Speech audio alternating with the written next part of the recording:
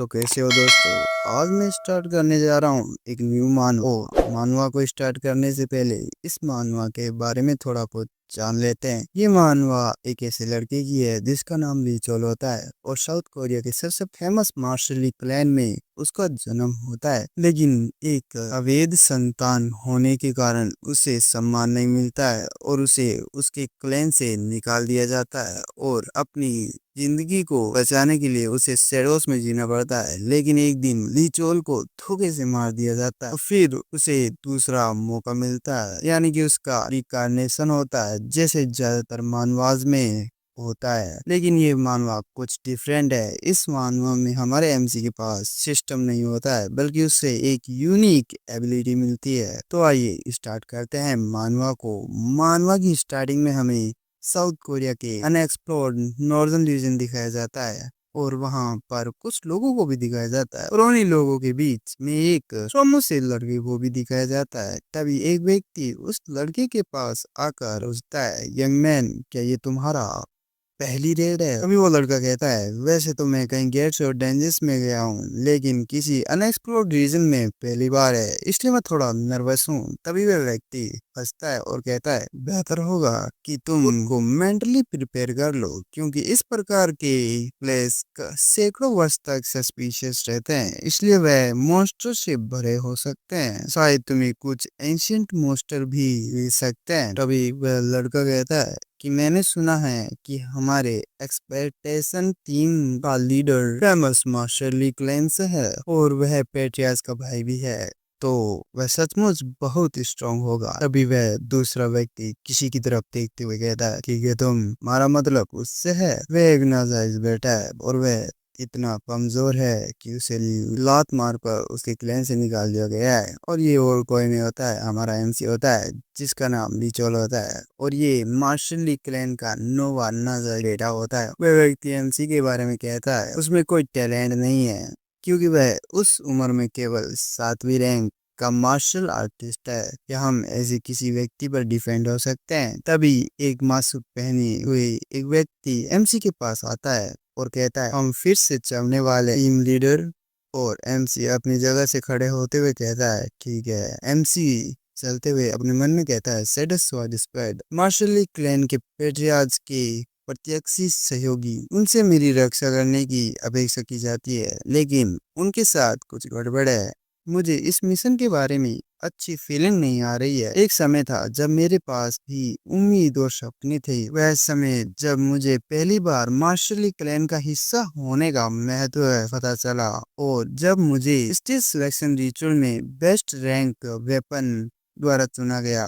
मैंने मन ही मन में सोचा कि अगर मैं लगातार इसी तरह से प्रोग्रेस करता रहा तो मुझे सभी एक्नॉलेज करेंगे। हालांकि ऐसा कुछ नहीं हुआ। यहाँ पर देखो, मैंने पहले कभी भी इस तरह का माना बात नहीं देखा है। ये मैजिक सीखने के लिए सूटेबल नहीं है और मार्शल आर्ट्स भी यहाँ तभी सीख पाएगा जब ज्यादा मेहनत करेगा। यंग मास्टर लीचोल के लिए 9वीं रैंक पर पहुंचना किसी मिरेकल से कम नहीं होगा। एक बार जब सभी को मेरी हालत के बारे में पता चला तो उन्होंने स्टेज सिलेक्शन रिचुअल में जो कुछ हुआ उसे महज एक संयोग या गलती बताकर खारिज कर दिया। फिर भी मैं अपना सब कुछ लगा दिया। मैंने डॉक्टर को गलत साबित कर दिया और 7th रैंक में 25 वर्ष की उम्र में पहुंचा। मैं सचमुच बहुत खुश होता अगर मेरे भाई बहन भी उस रैंक तक पहुंच जाते, लेकिन ये खुशी ज्यादा समय तक नहीं रही, क्योंकि 3 साल की उम्र में मुझे अपने क्लैन से बाहर निकाल दिया गया। अगर मेरा सबसे बड़ा भाई ना होता तो शायद मैं एक लाश के रूप में निकला जाता। मैं तब से ही भाग रहा हूँ। 10 साल हो गए।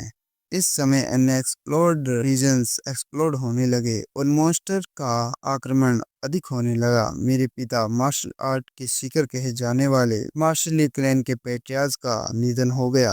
तभी एमसी को कोई बुलाता है। एमडी उन लोगों की तरफ देखता है। स्क्वाड से थे। एमजी उन लोगों से पूछता है कि तुम लोगों ने मुझे ढूंढा कैसे? वह लोग कुछ नहीं बोलते हैं, यह अपने लिए या आपके लिए एक संदेश है। तो ये लोग मेरे पर्सन को इग्नोर कर रहे हैं।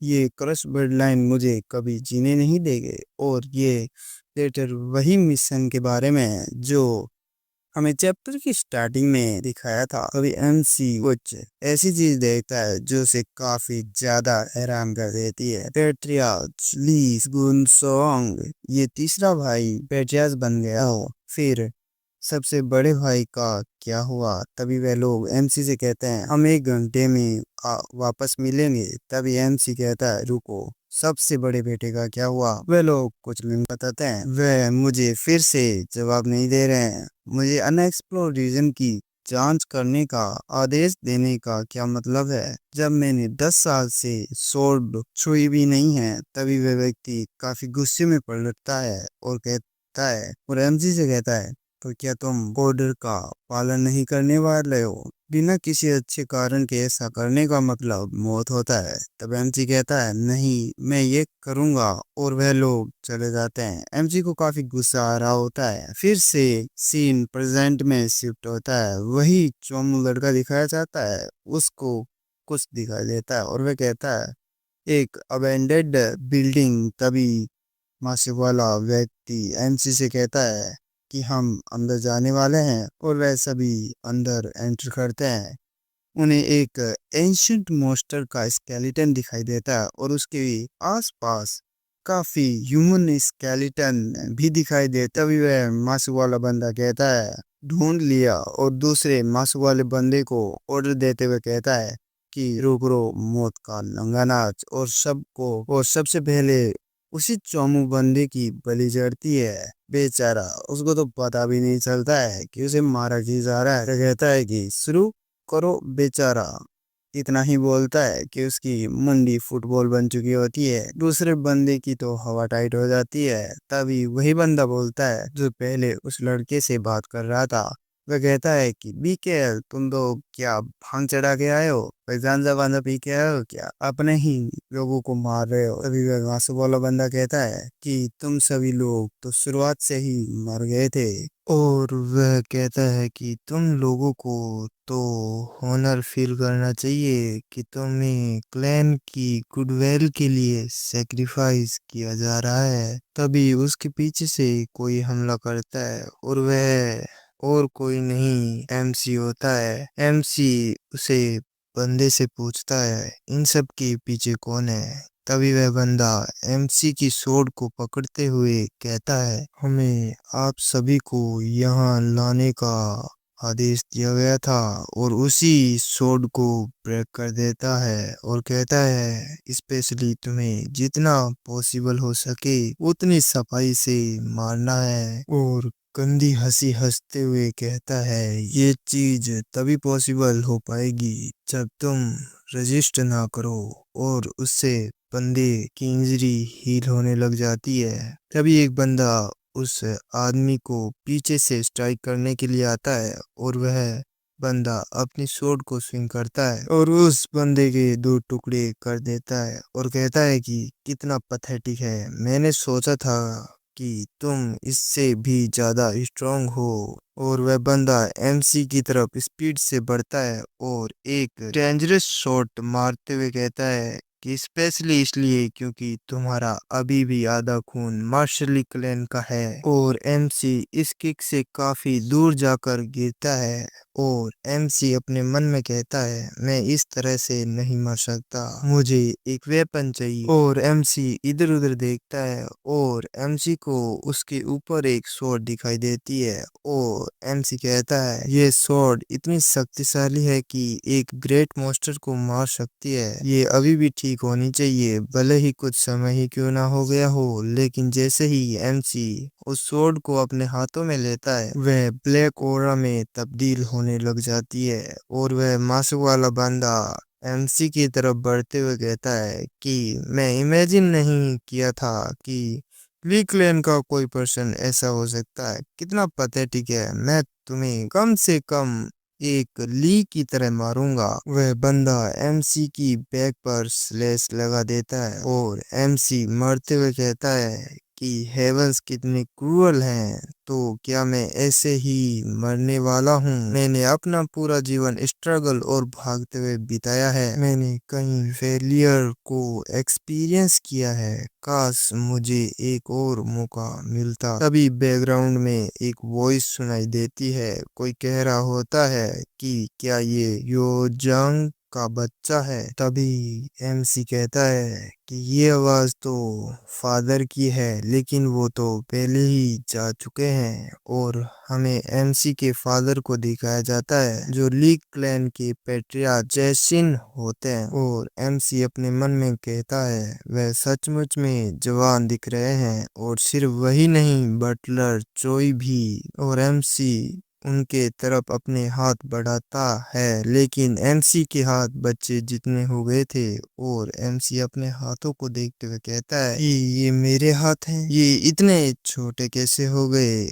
नहीं, मेरे हाथ ही नहीं, मैं खुद छोटा हो गया हूँ। तो बारसी खुद के हाथों को देखते हुए कहता है कि ये मेरे हाथ हैं, मेरे हाथ इतने छोटे कैसे हो गए? मुझे तो मर जाना चाहिए था, या फिर ये कोई फ्लैशबैक है? तभी एमजी के फादर एमजी का नाम यांग रखते हैं। अभी एमजी का नामकरण नहीं हुआ है, ये सिर्फ एमसी का बचपन का नाम रखा गया है। एमसी का फादर बटलर से कहता है कि दूसरे बच्चों की तरह इसे भी एक मेड और कुछ शैडो स्क्वाड मेंबर्स को असाइन करने के लिए कहता है, और उसे 8वीं बच्ची के साथ स्टील सिलेक्शन रिचुअल में भाग दिलवाने को भी कहता है। तब बटलर एमसी के फादर से कहता है ये कुछ ज्यादा जल्दी नहीं हो जाएगा? यंग मास्टर अभी काफी छोटे हैं और 8वीं मिस अभी भी कुछ महीने बड़ी है। और एमसी का फादर एमसी की तरफ देखते हुए कहता है इससे कोई फर्क नहीं पड़ना चाहिए। और एमसी के फादर और बटलर वहां से चले जाते हैं, और एमसी को चैन की राहत आती है। और एमसी अपने मन में कहता है जैसे कि पिताजी से उम्मीद थी, मैंने उन्हें काफी समय से नहीं देखा था, लेकिन उनका प्रेशर बहुत ज्यादा है। और एमसी अपने हाथों को हिलाते हुए कहता है ये इतना वास्तविक है कि इसे सिर्फ फ्लैशबैक नहीं कहा जा सकता, और अभी अभी हुई बातचीत से ऐसा लगता है कि सचमुच हुआ है। मैं इस चीज पर विश्वास तो नहीं करना चाहता, लेकिन अगर ये सच है तो क्या मैं सचमुच में पास्ट में रिग्रेस हो गया हूँ? एमसी को पास्ट में लौटे हुए कुछ महीने हो चुके हैं, और मार्शली क्लैन का स्टील सिलेक्शन रिचुअल का दिन भी आ गया है। और इसमें क्लैन के बच्चे अपने द्वारा चुने गए वेपन्स के अकॉर्डिंग अपना टैलेंट शो करते हैं। एमसी के फादर, जिन्हें दर्जनों ब्लेड्स द्वारा चुना गया था,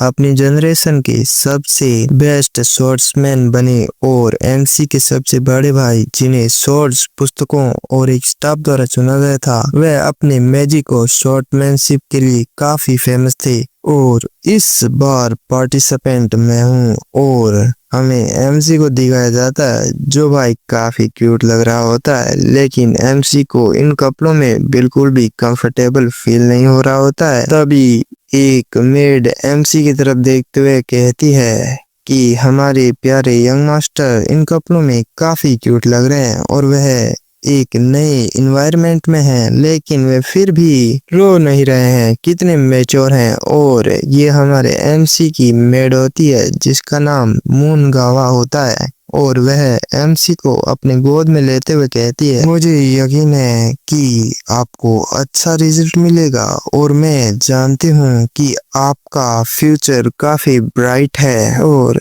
एमसी मेड की तरफ देखते हुए अपने मन में कहता है मेरी मेड मेरे लिए माँ की तरह थी, लेकिन मेरे अन्य भाइयों की नफरत के कारण उसे निष्कासित कर दिया गया। वह एकमात्र व्यक्ति थी जो मेरे अकेलेपन में मेरे साथ रही। एमसी मेड के गाल पर हाथ रखते हुए कहता है लेकिन इस बार मैं ऐसा कुछ नहीं होने दूंगा, मैं किसी भी कीमत पर उनकी रक्षा करूंगा। तभी दूसरी मेड आती है और कहती है यंग मास्टर सारी प्रिपरेशन रेडी हो चुकी है। और बटलर पैट्रियार्क से कहता है कि सारी प्रिपरेशन हो चुकी है, और सभी रिचुअल अरीना में एंटर करते हैं, और हमें रिचुअल अरीना का सीन दिखाया जाता है। और जैसे ही लोग एमसी को देखते हैं तो उसके बारे में बातें करने लगते हैं कि ये वही नाजायज बेटा है जो बाहर से लाया गया था। और हमें मार्शली क्लैन की मैट्रियार्क बेक हायोन को दिखाया जाता है। अगर किसी को पता नहीं है कि मैट्रियार्क किसे कहते हैं तो मैं बता देता हूँ कि पैट्रियार्क की वाइफ को को कहते हैं, लेकिन मैं इसे कुलमाता कहने वाला हूँ क्योंकि भाई ये हिंदी शब्द है और ये काफी मुझे कंफर्टेबल लग रहा है। तो समझ जाना कि इसी की बात हो रही है। और उसी के पास मार्शली क्लैन के मिनिस्टर यानी जनरल ली जेहोंग को दिखाया जाता है और उसी के पास मार्शली क्लैन के फर्स्ट चाइल्ड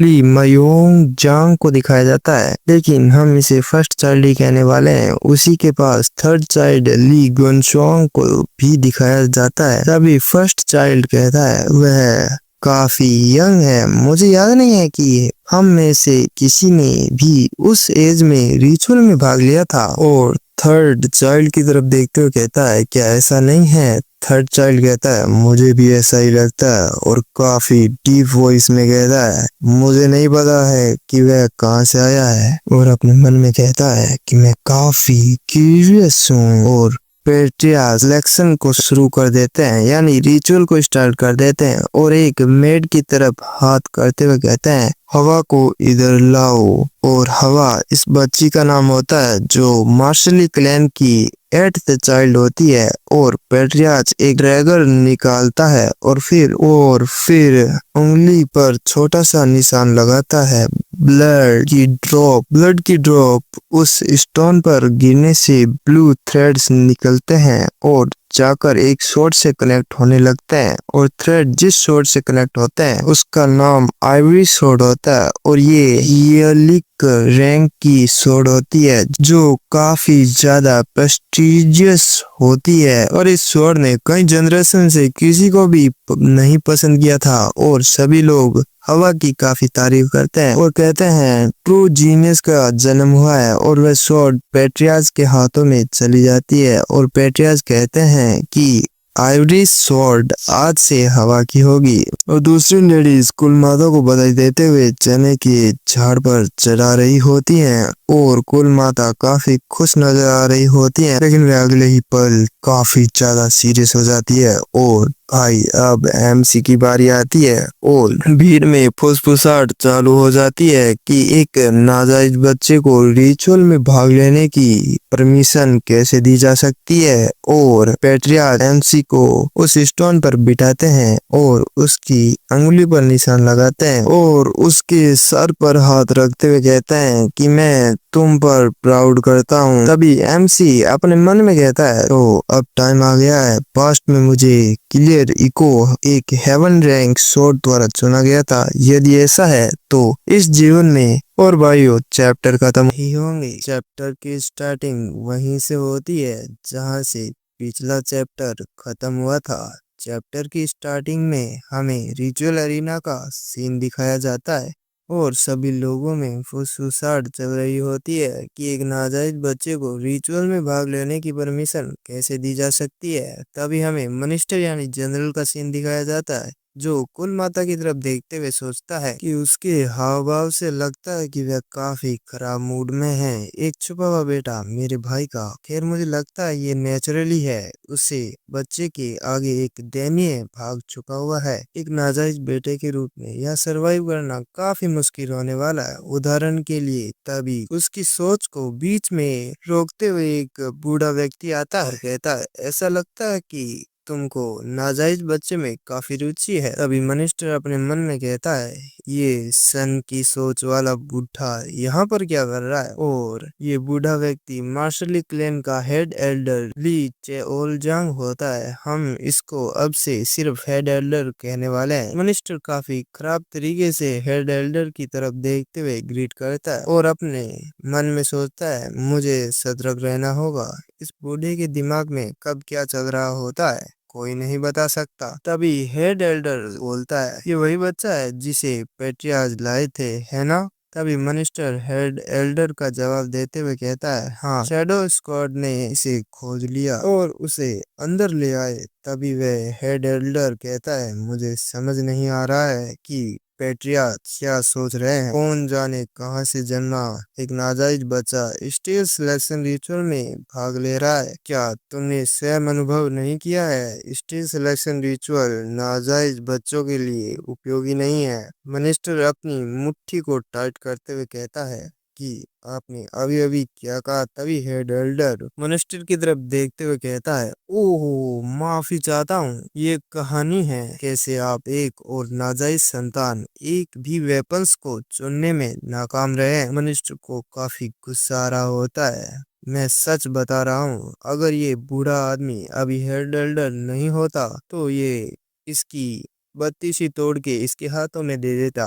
अगर तुम्हें अभी तक भी नहीं पता चला है कि मनिस्टर इतना गुस्सा क्यों हो रहा है, तो तुम्हें तुम्हारी जानकारी के लिए बता दूं, मनिस्टर भी एक नाजायज औलाद है। और वह हेड एल्डर कहता है, अंततः एक नाजायज बच्चा ही है। और अपनी स्टिक को जमीन पर पटकते हुए कहता है, उसे अपनी जगह का पता होना चाहिए। और काफी क्रीपी लुक देता है। लेकिन भाई अब मनिस्टर का पारा चढ़ चुका है। काफी गुस्से में कहता है, अबे भोसड़ी के तू अपनी लिमिट क्रॉस कर रहा है। तभी काफी तेज ब्लू लाइट आती है। मनिस्टर भी उस लाइट की तरफ देखता है। हेड एल्डर का चेहरा ऐसा लग रहा होता है कि अगर कोई पीछे से आकर उसकी पीठ पर जोर से मारे तो उसकी आंखें बाहर आ जाएंगी। मनिस्टर तो काफी खुश हो रहा होता है और कहता है, मैं इसे अपनी दोनों आंखों से देख रहा हूँ, फिर भी ये मुझे काफी हैरान कर रहा है। ब्लू लाइट पूरे अरीना में फैलने लग जाती है। पूरा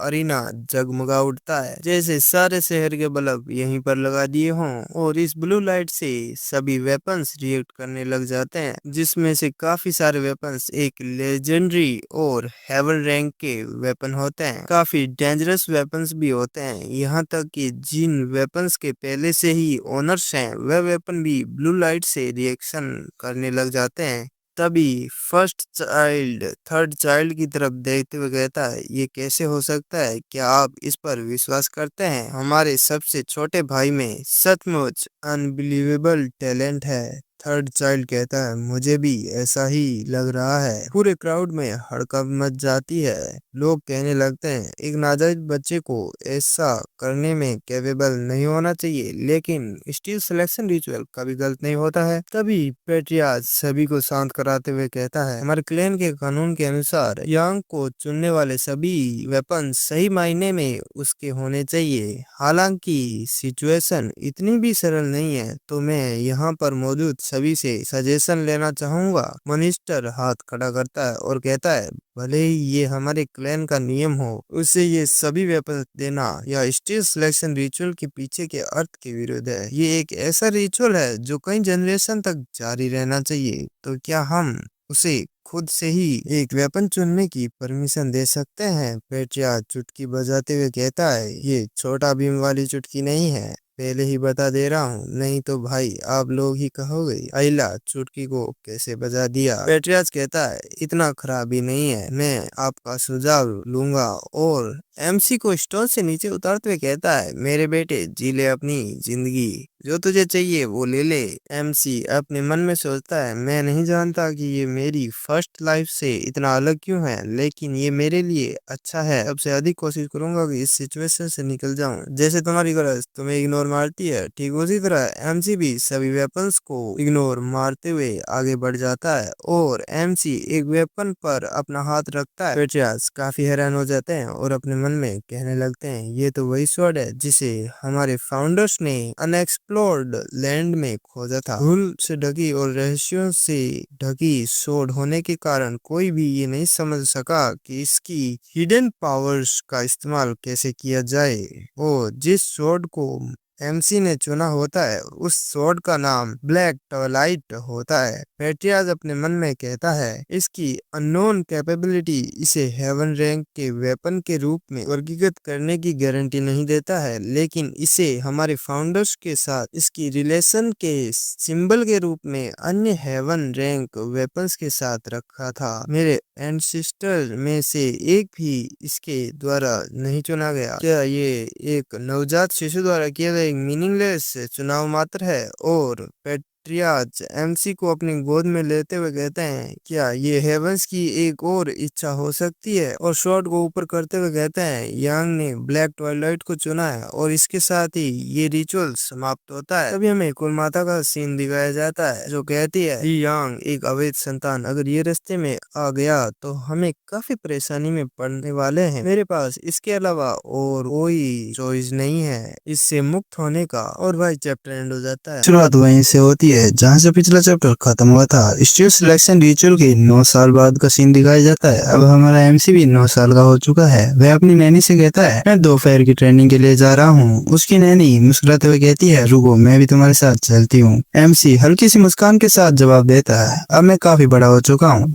अकेले जा सकता हूँ। लेकिन नैनी फिक्रमंद होते हुए पूछती है, यंग मास्टर बाकी के ट्रेनिंग एरियाज खाली हैं, फिर आप जोन 1 क्यों जा रहे हैं? वो तो कुछ खास नहीं है। एमसी गंभीरता से कहता है, क्योंकि वहाँ कोई मेरा इंतजार कर रहा है। अभी पीछे से एक आवाज आती है, दोनों पीछे पलट कर देखते हैं। वह आवाज कहती है, अगर आप तलवार को इतनी कसकर पकड़ेंगे, अगर आप शॉर्ट को इतनी कसकर पकड़ेंगे तो हाथ में चोट लग सकती है। तभी हमें दिखाई जाती है एट द चाइल्ड ली हवा। अब वह भी 9 साल की हो चुकी है। एमसी उसे देखकर कहता है, तो यह है एट द चाइल्ड। मेड फौरन टोक लगाती है और यंग मास्टर को कहती है, यंग मास्टर आपको उन्हें बड़ी बहन कहना चाहिए, अगर किसी ने सुन लिया तो काफी प्रॉब्लम हो सकती है। एमसी अपने मन में कहता है, वो सिर्फ मुझसे 5 महीना बड़ी है। बड़ी बहन, क्या मजाक कर रहे हो? हवा का ट्रेंड कह रहा होता है, शॉर्ट तुम्हारे शरीर का हिस्सा होना चाहिए, समझ कर चलाओ ताकि फिर से चोट ना लगे। हवा गुस्से में तलवार फेंक देती है, सीरियसली सर, आप इतना क्यों परेशान कर रहे हो? इससे क्या फर्क पड़ता है कि मैं तोड़ को कैसे पकड़ती हूँ? ट्रेनर शांति से कहता है, यंग लेडी ये सब आपके लिए किया जा रहा है, आइए फिर से कोशिश करते हैं, इस बार शायद हो ही जाएगा। एमसी पीछे खड़ा होकर अपनी मेड से पूछता है, वह आदमी कौन है? मेड बताती है, इबोनी स्वर्ड का कमांडर पैगली हुआयोन। एमसी चौंकता है, एक कमांडर 9 साल की बच्ची के लिए ये कुछ ज्यादा ही नहीं हो रहा है? और मेड एमसी को सांत्वना देते हुए कहती है, आपको भी टीचर मिलेगा जो आपके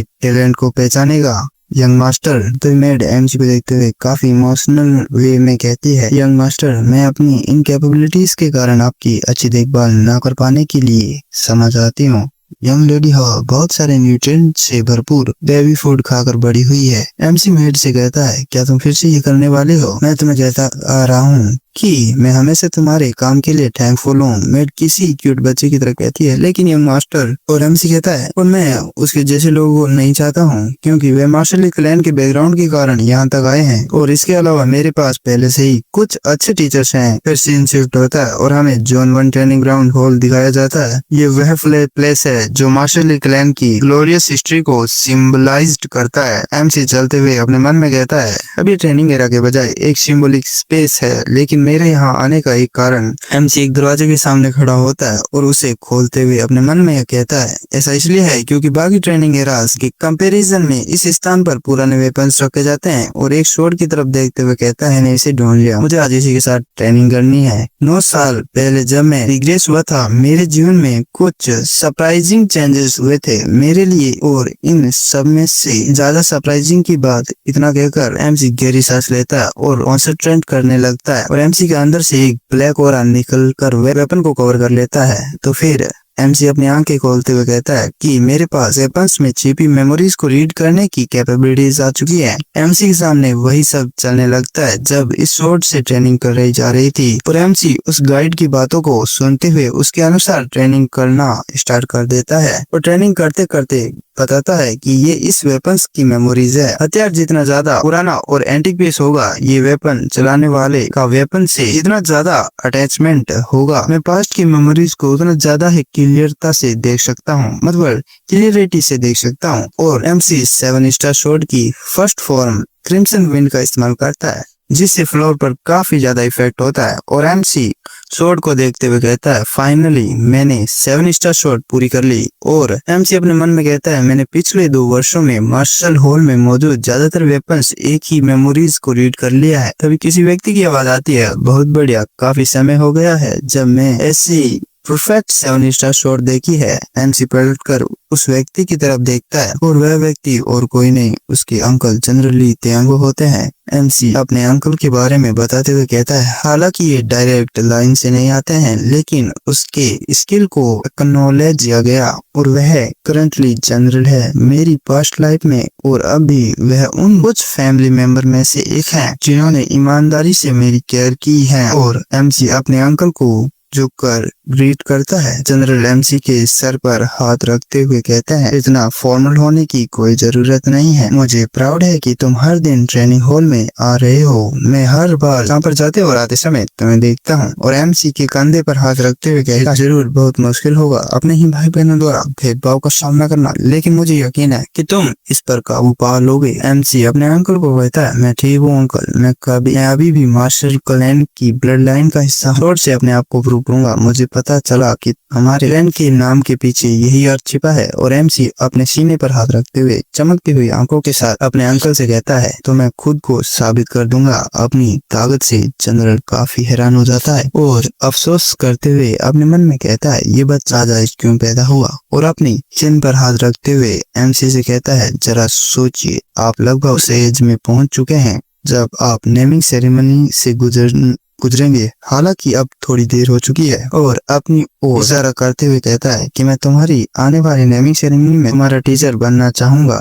तुम क्या सोचते हो, ये तुम्हारे लिए गौरव की बात है। लेकिन एमसी जनरल को थैंक्स कहकर साफ साफ मना कर देता है। भाई जनरल का तो मुंह खुला का खुला रह जाता है, जैसे किसी ने बाल्टी भर के पानी उड़ेल दिया हो। उन पर तो आसमान टूट पड़ता है। रुको, क्यों, क्या हुआ, तुम मेरे टीचर बनने से सेटिस्फाइड नहीं हो। एमसी जनरल को शांत कराते हुए कहता है, ऐसा नहीं है, क्या ऐसा कोई नियम नहीं है जो नेमिंग सेरेमनी से पहले मुझे टीचर रखने को से रोकता है। मैं आपको किसी मुसीबत में डालना नहीं चाहता हूँ। जनरल एमसी के कंधे पर हाथ रखते हुए कहते हैं, लेकिन तुम्हारे भाई बहन सभी नियमों को इतनी बेरहमी से तोड़ रहे हैं। वे ग्रेट टीचर से ट्रेनिंग ले रहे हैं और न्यूट्रिएंट्स फूड भी खा रहे हैं। तभी एमसी कहता है, मेरा मानना है कि नियमों को नहीं तोड़ा जाना चाहिए, हर कोई उन्हें तोड़ रहा हो। जैसा कि मैंने पहले कहा है, मैं अपने आप को साबित करना चाहता हूँ अपनी स्ट्रेंथ से। जनरल एमसी को देखते हुए कहते हैं, क्या ये सचमुच 9 साल का बच्चा है। वह आंखें मानो अपने सबसे बड़े भाई को देख रहा हूँ। और जनरल गहरी सांस लेते हुए कहता है, ऐसा लगता है कि मैं तुम्हारे विचारों को नहीं बदल सकता, तुम अपने पिता की तरह ही जिद्दी हो। जनरल काफी उदास मूड में कहता है, ये तो बहुत ही बुरा। तुम्हारी अंकल बताओ तुम्हारे लिए क्या कर सकता है। मुझे इस बात से काफी परेशानी होती है कि मैं कुछ भी नहीं कर सकता। क्या तुम्हें किसी और चीज की जरूरत है। तभी एमसी की आंखों में एक चमक आती है। एमसी अपने मन में कहता है, मैं आपके यही कहने का तो वेट कर रहा था। एमसी काफी इनोसेंट बच्चे की तरह कहता है, ईमानदारी से कहूँ तो मैं एक फेवर मांगना चाहता हूँ। जनरल कहता है, तो बता भाई क्या चाहता है, सच में तो मुझे बताओ। और एमसी के चेहरे पर एक छोटी सी मुस्कान आती है। एमसी जनरल से कहता है, मैं देखना चाहता हूँ कि सीक्रेट वेयरहाउस के नीचे क्या चैप्टर यहीं खत्म होता है और अगले चैप्टर की स्टार्टिंग वहीं से होती है जहाँ से पिछला चैप्टर खत्म हुआ था।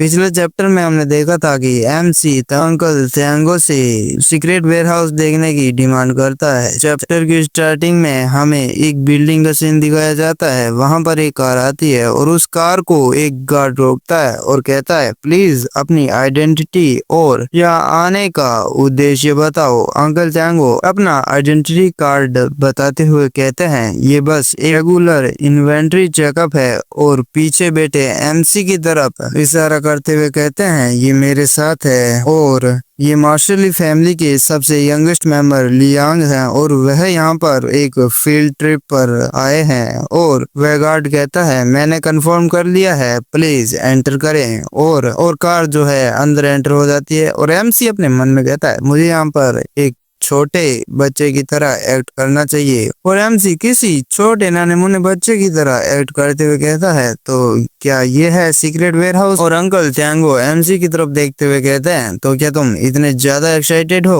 और एमसी हंसते हुए कहता है, बिल्कुल, सीक्रेट वेयरहाउस वह जगह है जहाँ पर फैमिली के सभी ग्रेटेस्ट ट्रेजर स्टोर हैं। एमसी अपने मन में कहता है, और वह चीज भी वहीं पर है जिसकी मैं तलाश कर रहा हूँ। लेजेंडरी वेपन्स और एंशिएंट रेलिक्स जिनके एग्जिस्टेंस के बारे में आप श्योर नहीं है, ऐसी चीजें ढूंढने वाले लोगों को यही कहा जाता है कि मार्शल मास्टरली क्लैन के सीक्रेट वेयरहाउस में सभी चीजें पाई जाती हैं। एमसी और अंकल सीक्रेट वेयरहाउस में एंटर हो जाते हैं। तभी अंकल त्यांगो एमसी को बताते हुए कहते हैं सीक्रेट वेयरहाउस का बेसमेंट एक ऐसा स्थान है जिसमें कई वेपन्स रखे गए हैं, जिसमें से कईयों को अननोन रीजन से सील कर दिया गया है। तभी एमसी काफी एक्साइटमेंट में अंकल से पूछता है, मैंने सुना है कि मॉन्स्टर रैंक के वेपन्स हैं जो अपने मालिकों को खा जाते हैं। तभी अंकल एमसी से कहते हैं, हाँ तुम काफी अच्छी तरह से जानते हो, और एमसी को डराते हुए कहते हैं बस इस तरह से ही वेपन पकड़ो और तुम्हारे शरीर और दिल दोनों को खा जाएंगे। और हंसते हुए कहते हैं, क्या तुम्हें डर लगा बच्चे? तभी एमसी कहता है, नहीं नहीं नहीं, मैं बिल्कुल नहीं डरा हूँ। और अंकल एमसी से कहते हैं, चिंता मत करो, हम ऐसे डेंजरस प्लेस में एंटर नहीं कर सकते हैं, मैं अपना काम कर रहा हूँ, इसलिए तुम यहाँ पर घूम सकते हो। और एमसी अपने अंकल को बाय बोलकर लिफ्ट में चला जाता है। जैसे ही लिफ्ट का गेट बंद होता है, एमसी अपने नॉर्मल मूड में आते हुए कहता है, एक इनोसेंट बच्चे की तरह बर्ताव करना काफी मुश्किल होता है। सीक्रेट वेयरहाउस का बेसमेंट, जिसे वेपन्स के कब्रिस्तान के रूप में भी जाना जाता है, यह एक ऐसा प्लेस है जहाँ काउंटलेस वेपन और रेलिक्स सील्ड हैं। और एमसी बेसमेंट में पहुंच जाता है और एमसी बेसमेंट में एंटर होते हुए कहता है, मैं यहाँ तक इसलिए आया हूँ ताकि एक निश्चित वेपन ढूंढ सकूं, और उस वेपन का नाम बाउंडलेस है। वैसे तो ये वेपन ड्रैगर जैसा होता है, लेकिन अगर इसमें माना इंजेक्ट किया जाता है तो ये अपना शेप और प्रॉपर्टीज यानी एबिलिटीज को चेंज कर सकता है। मेरी पिछली जिंदगी में ली गनशन को इस सीक्रेट वेयरहाउस में बाउंडलेस मिला था। ओवरवेलमिंग और इरेगुलरिटी यानी अनियमितता के कारण एवर चेंजिंग का टाइटल भी मिला था, और यही टाइटल ली गनशन को भी मिला था, जो थर्ड चाइल्ड था, और वे पेट्रियार्च भी बन गया था। लेकिन सबसे ज्यादा पॉसिबिलिटी फर्स्ट चाइल्ड के पेट्रियार्च बनने की थी। और फिर उसने मुझे ढूंढ निकाला जो कई सालों से छिपा हुआ था, और मुझे मरवा दिया गया। अभी मैं इतना ही जानता हूँ, और इस चीज को दोबारा होने से रोकने के लिए मुझे काम करना होगा। इसमें शायद कुछ समय लग सकता है, लेकिन मुझे हर एक चीज की जांच करनी होगी। और एमसी के हाथ से एक ब्लैक ऑरा निकलता है, और ये ब्लैक ऑरा ही एमसी की यूनिक एबिलिटी होती है। मतलब ये अपने ब्लैक ऑरा से किसी भी वेपन की मेमोरीज को रीड कर सकता है, मतलब जो कुछ भी उस वेपन के साथ पास्ट में हुआ है। और एमजी कहता है, इस बार मैं ली गनशन से पहले बाउंडलेस को हासिल कर लूंगा। और एमजी ब्लैक ऑरा की मदद से सभी वेपन्स को चेक करता है। एमसी को लगभग 1 घंटा हो जाता है, लेकिन उसे बाउंडलेस नहीं मिलता है। उसने लगभग हर खंजर को चेक कर लिया होता है। एमसी कहता है, नहीं, इसे यहीं कहीं होना चाहिए था, मैंने शायद अभी तक सभी को नहीं देखा है। जब एमसी दूसरी तरफ जाने लगता है, तभी उस टेबल से एक चीज नीचे गिरती है। वो काफी जंग खाई हुई होती है। एमसी अपना हाथ आगे बढ़ाते हुए कहता है, ये तो काफी जंग खाया हुआ है, आखिर इसका इतना बुरा हाल कैसे हो गया? तभी वह चीज एमसी की ब्लैक ऑरा को काफी स्पीड से एब्जॉर्ब करने लगती है, और वह ब्लैक ऑरा इतना बढ़ जाता है कि वह एमसी को कवर कर लेता है, और एमसी एक दूसरी ही जगह पर आ जाता है। और एमसी कहता है, ये मैं कहां पर आ गया हूँ? और उस जगह पर काफी सारी डेड बॉडीज और शॉट होती हैं। और एमसी आगे चलते हुए इधर उधर देखते हुए अपने मन में सोचता है, क्या ये उस जंग लगे ड्रैगर के अंदर की मेमोरी है? ये उन सभी वेपन्स की मेमोरी से काफी अलग है जो मैंने अब तक रीड की है। ये इतना क्लियर है कि जैसे मैं सचमुच में इस जगह पर मौजूद हूँ। तभी एमसी को कुछ महसूस होता है। तभी एमसी काफी जल्दी अपने पीछे देखता है, और उसके पीछे काफी टेरिफाइंग मॉन्स्टर दिखता है, और एक ऐसी जबरदस्त प्रेजेंस जिससे नेचर भी घबरा जाए। प्राइम मॉन्स्टर जो ब्लू होल से आया है। बहुत समय पहले इस मॉन्स्टर द्वारा पूरी सिविलाइजेशन को निगल लिया गया था, और ये एक अपोकलिप्स रैंक का मॉन्स्टर होता है। मॉन्स्टर काफी ज्यादा बड़ा होता है। एमसी के पैर थर-थर कांपने लग जाते हैं, और एमसी अपने मन में सोचता है, क्या मैं मरने वाला हूँ? ऐसा कोई तरीका नहीं है जिससे मैं इसे लड़ सकूं।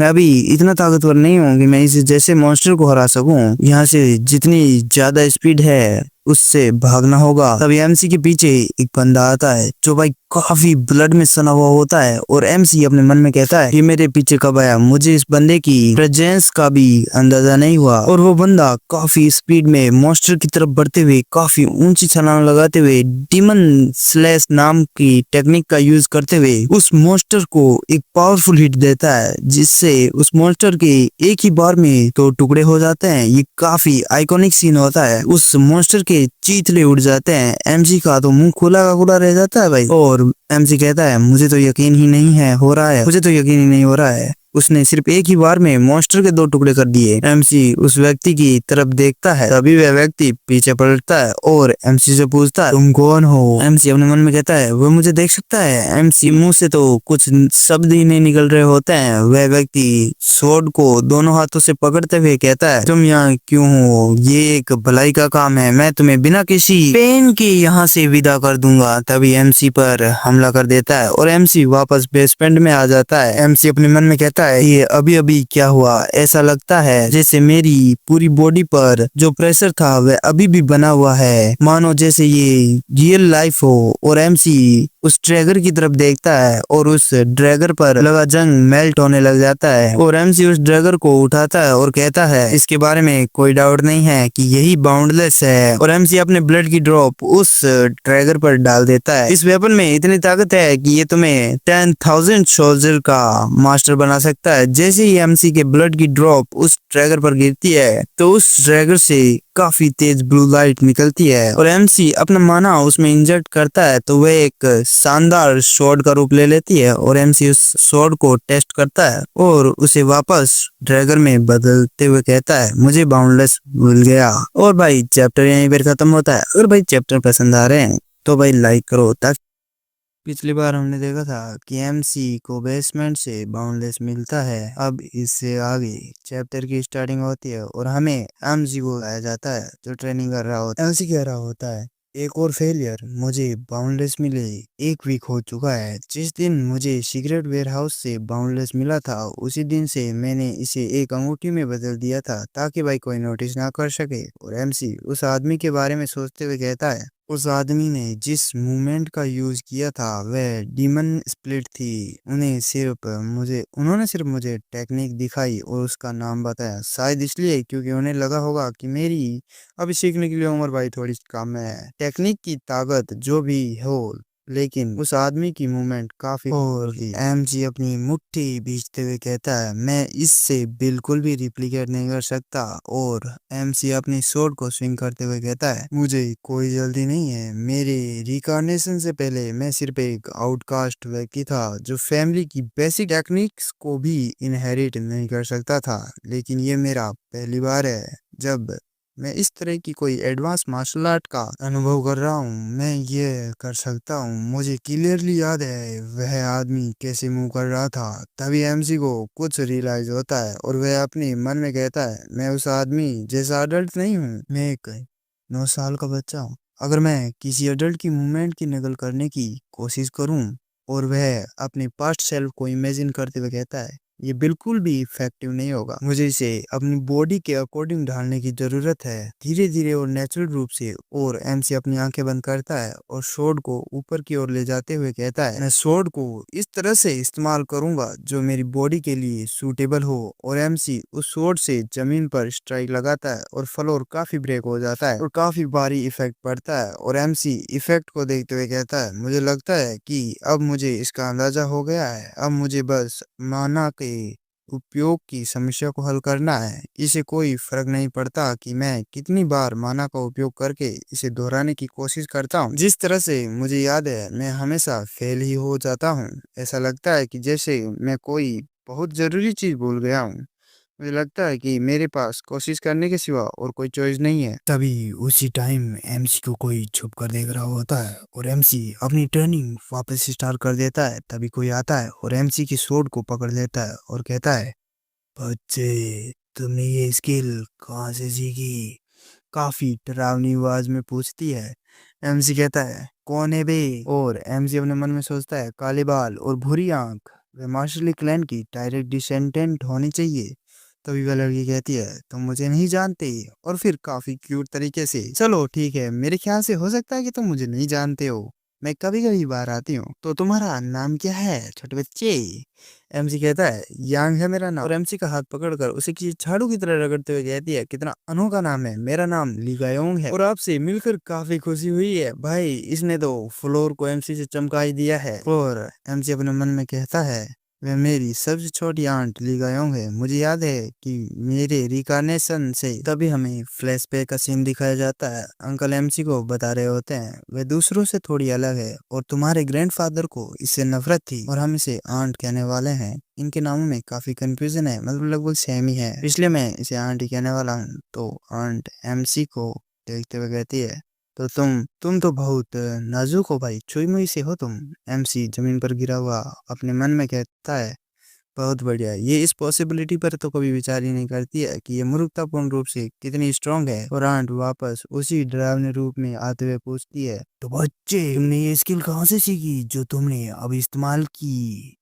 वे एक एंशियंट मार्शल आर्ट है। मुझे वास्तव में ओल्ड मार्शल आर्ट बहुत पसंद है, इसलिए मैं उत्सुक हूँ। क्या तुम्हें पता है कि एंशियंट समय में भी मार्शल आर्ट होते थे? और वह अपनी किमोनो, मुझे पता नहीं है कि कोरियन भाई इसे क्या कहता है, लेकिन भाई मुझे तो ये किमोनो ही लग रहा है, इसलिए मैं इसे किमोनो कह रहा हूँ। और वह एक बुक निकालती है। खैर ये सब जाने दो, ये लो तुम्हारे लिए एक तोहफा। और वह बुक एमसी को देती है और एमसी उस बुक को पढ़ते हुए अपने मन में कहता है, हैंड राइटिंग के कारण इसे पढ़ना भाई थोड़ा मुश्किल है। भाई हैंड राइटिंग बहुत खराब होती है, लेकिन ये एक माना टेक्निक है। इतना ही नहीं, मार्शल आर्ट्स के बारे में भी काफी कुछ लिखा हुआ है। ये काफी हाई लेवल का है, इसलिए इसे समझना मुश्किल हो सकता है कि मेरी आंट के बारे में अफवाहें सच ना हो। और एमजी कहता है, ये क्या है? और आंट काफी एक्साइटमेंट में एमसी को बताती है, ये एक एंशियंट माना टेक्निक है जो माना पात को अपने आधार के रूप में उपयोग करती है। भाई किसी टीचर की तरह एमसी को एक्सप्लेन करती है। पास्ट में केवल माना पाथ का उपयोग होता था, माना सर्कल्स का नहीं। मॉडर्न माना टेक्निक में आप अपनी माना को जो है हार्ट में स्टोर करते हैं। हालांकि लोग ओल्ड माना टेक्निक को कचरे की तरह समझते हैं। तभी एमसी अपने मन में कहता है, उड़ी बाबा, मैं इसके बारे में तो जानता ही नहीं था। और एमसी की आंट कहती है, लेकिन मेरा मानना है कि ओल्ड माना टेक्निक आज की माना टेक्निक से कहीं ज्यादा बेहतर है। यही कारण है कि इनके इतने कम रिकॉर्ड हैं। हालांकि मैं प्रिविजन और ट्रांसफॉर्मेशन टेक्निक्स पर रिसर्च कर रही हूँ। तभी एमसी अपने मन में कहता है, बाउंडलेस की माना टेक्निक।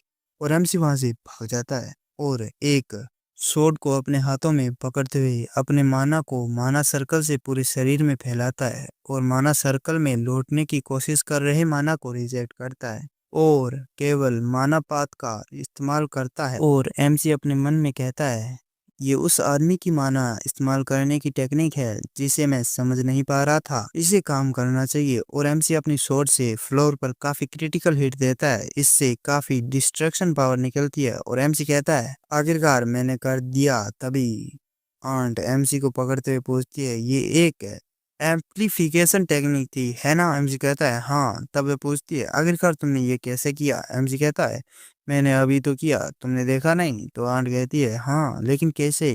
तभी एमसी कहता है, और मैं आपको ये क्यों बताऊं? ओ तब आंट कहती है, मैंने जो नोटबुक दी है उससे तुमने ये सीख लिया। और वह नोटबुक वह सब है जो मैंने पढ़ा है। मैं 10 साल से भी ज्यादा समय से इसका यूज करने का तरीका ढूंढ रही हूँ, यहाँ तक कि जब मुझे बाहर निकाल दिया गया था तब भी। प्लीज मुझे क्या करना होगा, तुम सिर्फ मुझे बताओ। तुम सब सोच रहे होगे कि एमसी कोई गंदी सी डिमांड रख रहा होगा, नोटी बॉयज, लेकिन भाई एमसी हमारा काफी संस्कारी का है। और एमसी आंट को 3 वादे करने को कहता है। सबसे पहली शर्त एमसी रखता है, मेरे बारे में दूसरों से बात मत करो। बेसिकली किसी को मत बताओ जब तक मैं तुम्हें परमिशन ना दे दूं। तभी आंट कहती है, ठीक है लेकिन क्यों? एमसी कहता है कि मेरे बारे में कोई लोग बात करे ये मुझे पसंद नहीं है। और आंट काफी उदासी से कहती है, ठीक है बिल्कुल मेरी तरह। और एमसी अपनी दूसरी शर्त रखते हुए कहता है, मुझे कभी भी झूठ मत बोलना, हमें एक दूसरे पर ट्रस्ट करने की जरूरत है। तभी आंट काफी इरिटेट होते हुए कहती है, मैं कभी झूठ नहीं बोलती हूँ, मैं जो भी बोलती हूँ सच बोलती हूँ, सच के सिवा कुछ नहीं बोलती हूँ। और अपनी मुट्ठी बंद करते हुए कहती है, ठीक है आखिरी शर्त क्या है? और चैप्टर एंड हो जाता है। पिछला चैप्टर जहाँ खत्म हुआ था वहीं से इस चैप्टर की स्टार्टिंग होती है। पिछले चैप्टर में हमने देखा था कि एमसी अपनी आंट के सामने 3 शर्तें रखता है और आखिरी शर्त हमें नहीं बताई जाती है, वह शायद हमें अगले चैप्टर्स में पता चलेगी। फिर हमें 1 साल बाद का समय दिखाया जाता है। मेड यंग मास्टर कहते हुए आती है और हमारा एमसी ट्रेनिंग कर रहा होता है और उसके साथ आंट भी होती है। एमसी अपनी मेड से कहता है, क्या हुआ? अब हमारा एमसी 10 साल का हो चुका है। मेड एमसी को एक लेटर देते हुए कहती है, जरा इसे देखो। आंट कहती है कि ये क्या चीज है और एमसी उस लेटर को खोलते हुए कहता है फाइनली वह दिन आ गया। और ये लेटर नेमिंग सेरेमनी का होता है, मतलब हमारे एमसी को नेमिंग सेरेमनी का इनविटेशन मिल चुका है। जिसको नहीं पता है मैं उसको बता देता हूँ। जो अभी हमारे एमसी का नाम है लियांग। एमसी का बचपन का नाम है बस, जो नामकरण से पहले होता है। और एमसी का रियल नेम तो नेमिंग सेरेमनी में रखा जाने वाला है। बेसिकली तुम इसे नामकरण कह सकते हो। यहाँ पर 10 साल के बाद बच्चों का नामकरण होता है और हमारे यहाँ तो 6 महीनों या 3 महीनों में नामकरण हो जाता है। आप लोग जरूर बताना कि आपके यहाँ कितने महीने बाद नामकरण होता है या साल लग जाते हैं। तो स्टोरी कंटिन्यू करते हैं। तभी एमसी सिग्नेचर देखता है और अपने मन में कहता है प्रोक्सी पैट्रियाज ली मयूनजांग का होता है, यानी फर्स्ट चाइल्ड के होते हैं। इसको देखकर एमसी सोचता है क्या फादर घर पर नहीं है। हालांकि मैंने किसी एक्सपीडिशन या किसी और चीज के बारे में नहीं सुना है। तभी आंट काफी गुस्से में चिल्लाती है नेमिंग सेरेमनी, और भाई अपने मुंह से किसी ड्रैगन की तरह आग निकालते हुए कहती है। एमसी कहता है कि अब तुमको क्या हुआ, क्यों बार बार मुर्गी के दौरे आ रहे हैं। तभी आंट अपना सर पकड़ते हुए कहती है फाइनली मुझे समझ आ ही गया। मुझे इस समय तुम्हारी गाइडेंस की पहले से कहीं ज्यादा जरूरत है। अगर आप नेमिंग सेरेमनी में जाएंगे तो आपको वहां कुछ देर रुकना पड़ेगा।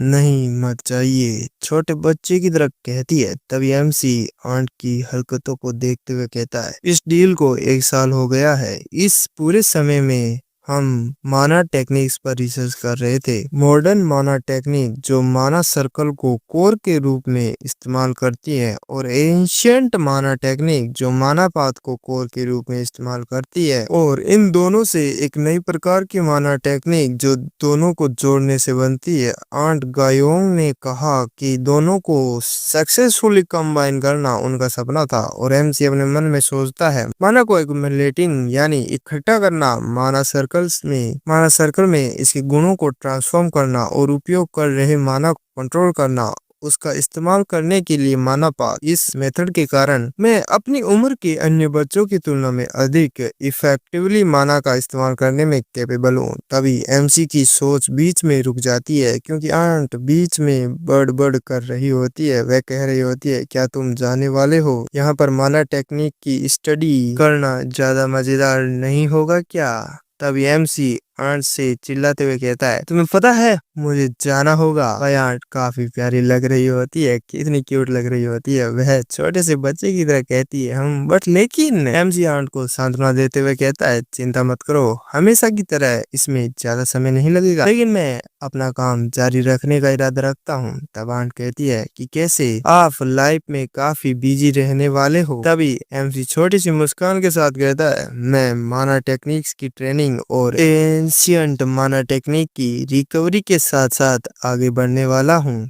और सीन शिफ्ट होता है और हमें ट्रेनिंग हॉल का दिखाया जाता है। एमसी और हवा एक ट्यूब में बंद होते हैं और वहां पर एक black tiger squad group leader instructor खड़ा होता है और वह कह रहा होता है हम आज की ट्रेनिंग शुरू करने जा रहे हैं। सबसे पहले आप 3 मिनट तक मैजिक अटैक्स को सहन करेंगे। वह अपने मन में सोचता है कि मैंने प्रिडिक्शन की थी कि 9th सन फेल हो जाएगा, क्योंकि उसे सबसे बेसिक ट्रेनिंग भी नहीं मिली थी। हालांकि वह अभी उन सभी को डिफ्लेक्ट करने के लिए माना टेक्निक का उपयोग कर रहा है। और एम इंस्ट्रक्टर की तरफ देखता है। वह इंस्ट्रक्टर काफी शौक हो जाता है। वह बच्चा अभी खुद को टेस्ट कर रहा है। वह अपने स्किल लेवल की जांच करने के लिए अपना कंपैरिजन 8th डॉटर से कर रहा है। वह हमें हाई लेवल लेसन देने के लिए पुश कर रहा है, लेकिन वह तो मात्र 10 साल का नाजायज बच्चा है। अरे यार, ये तो नाजायज बच्चा है नहीं। ये देखने के बाद कि वह कितना टैलेंटेड है, उसे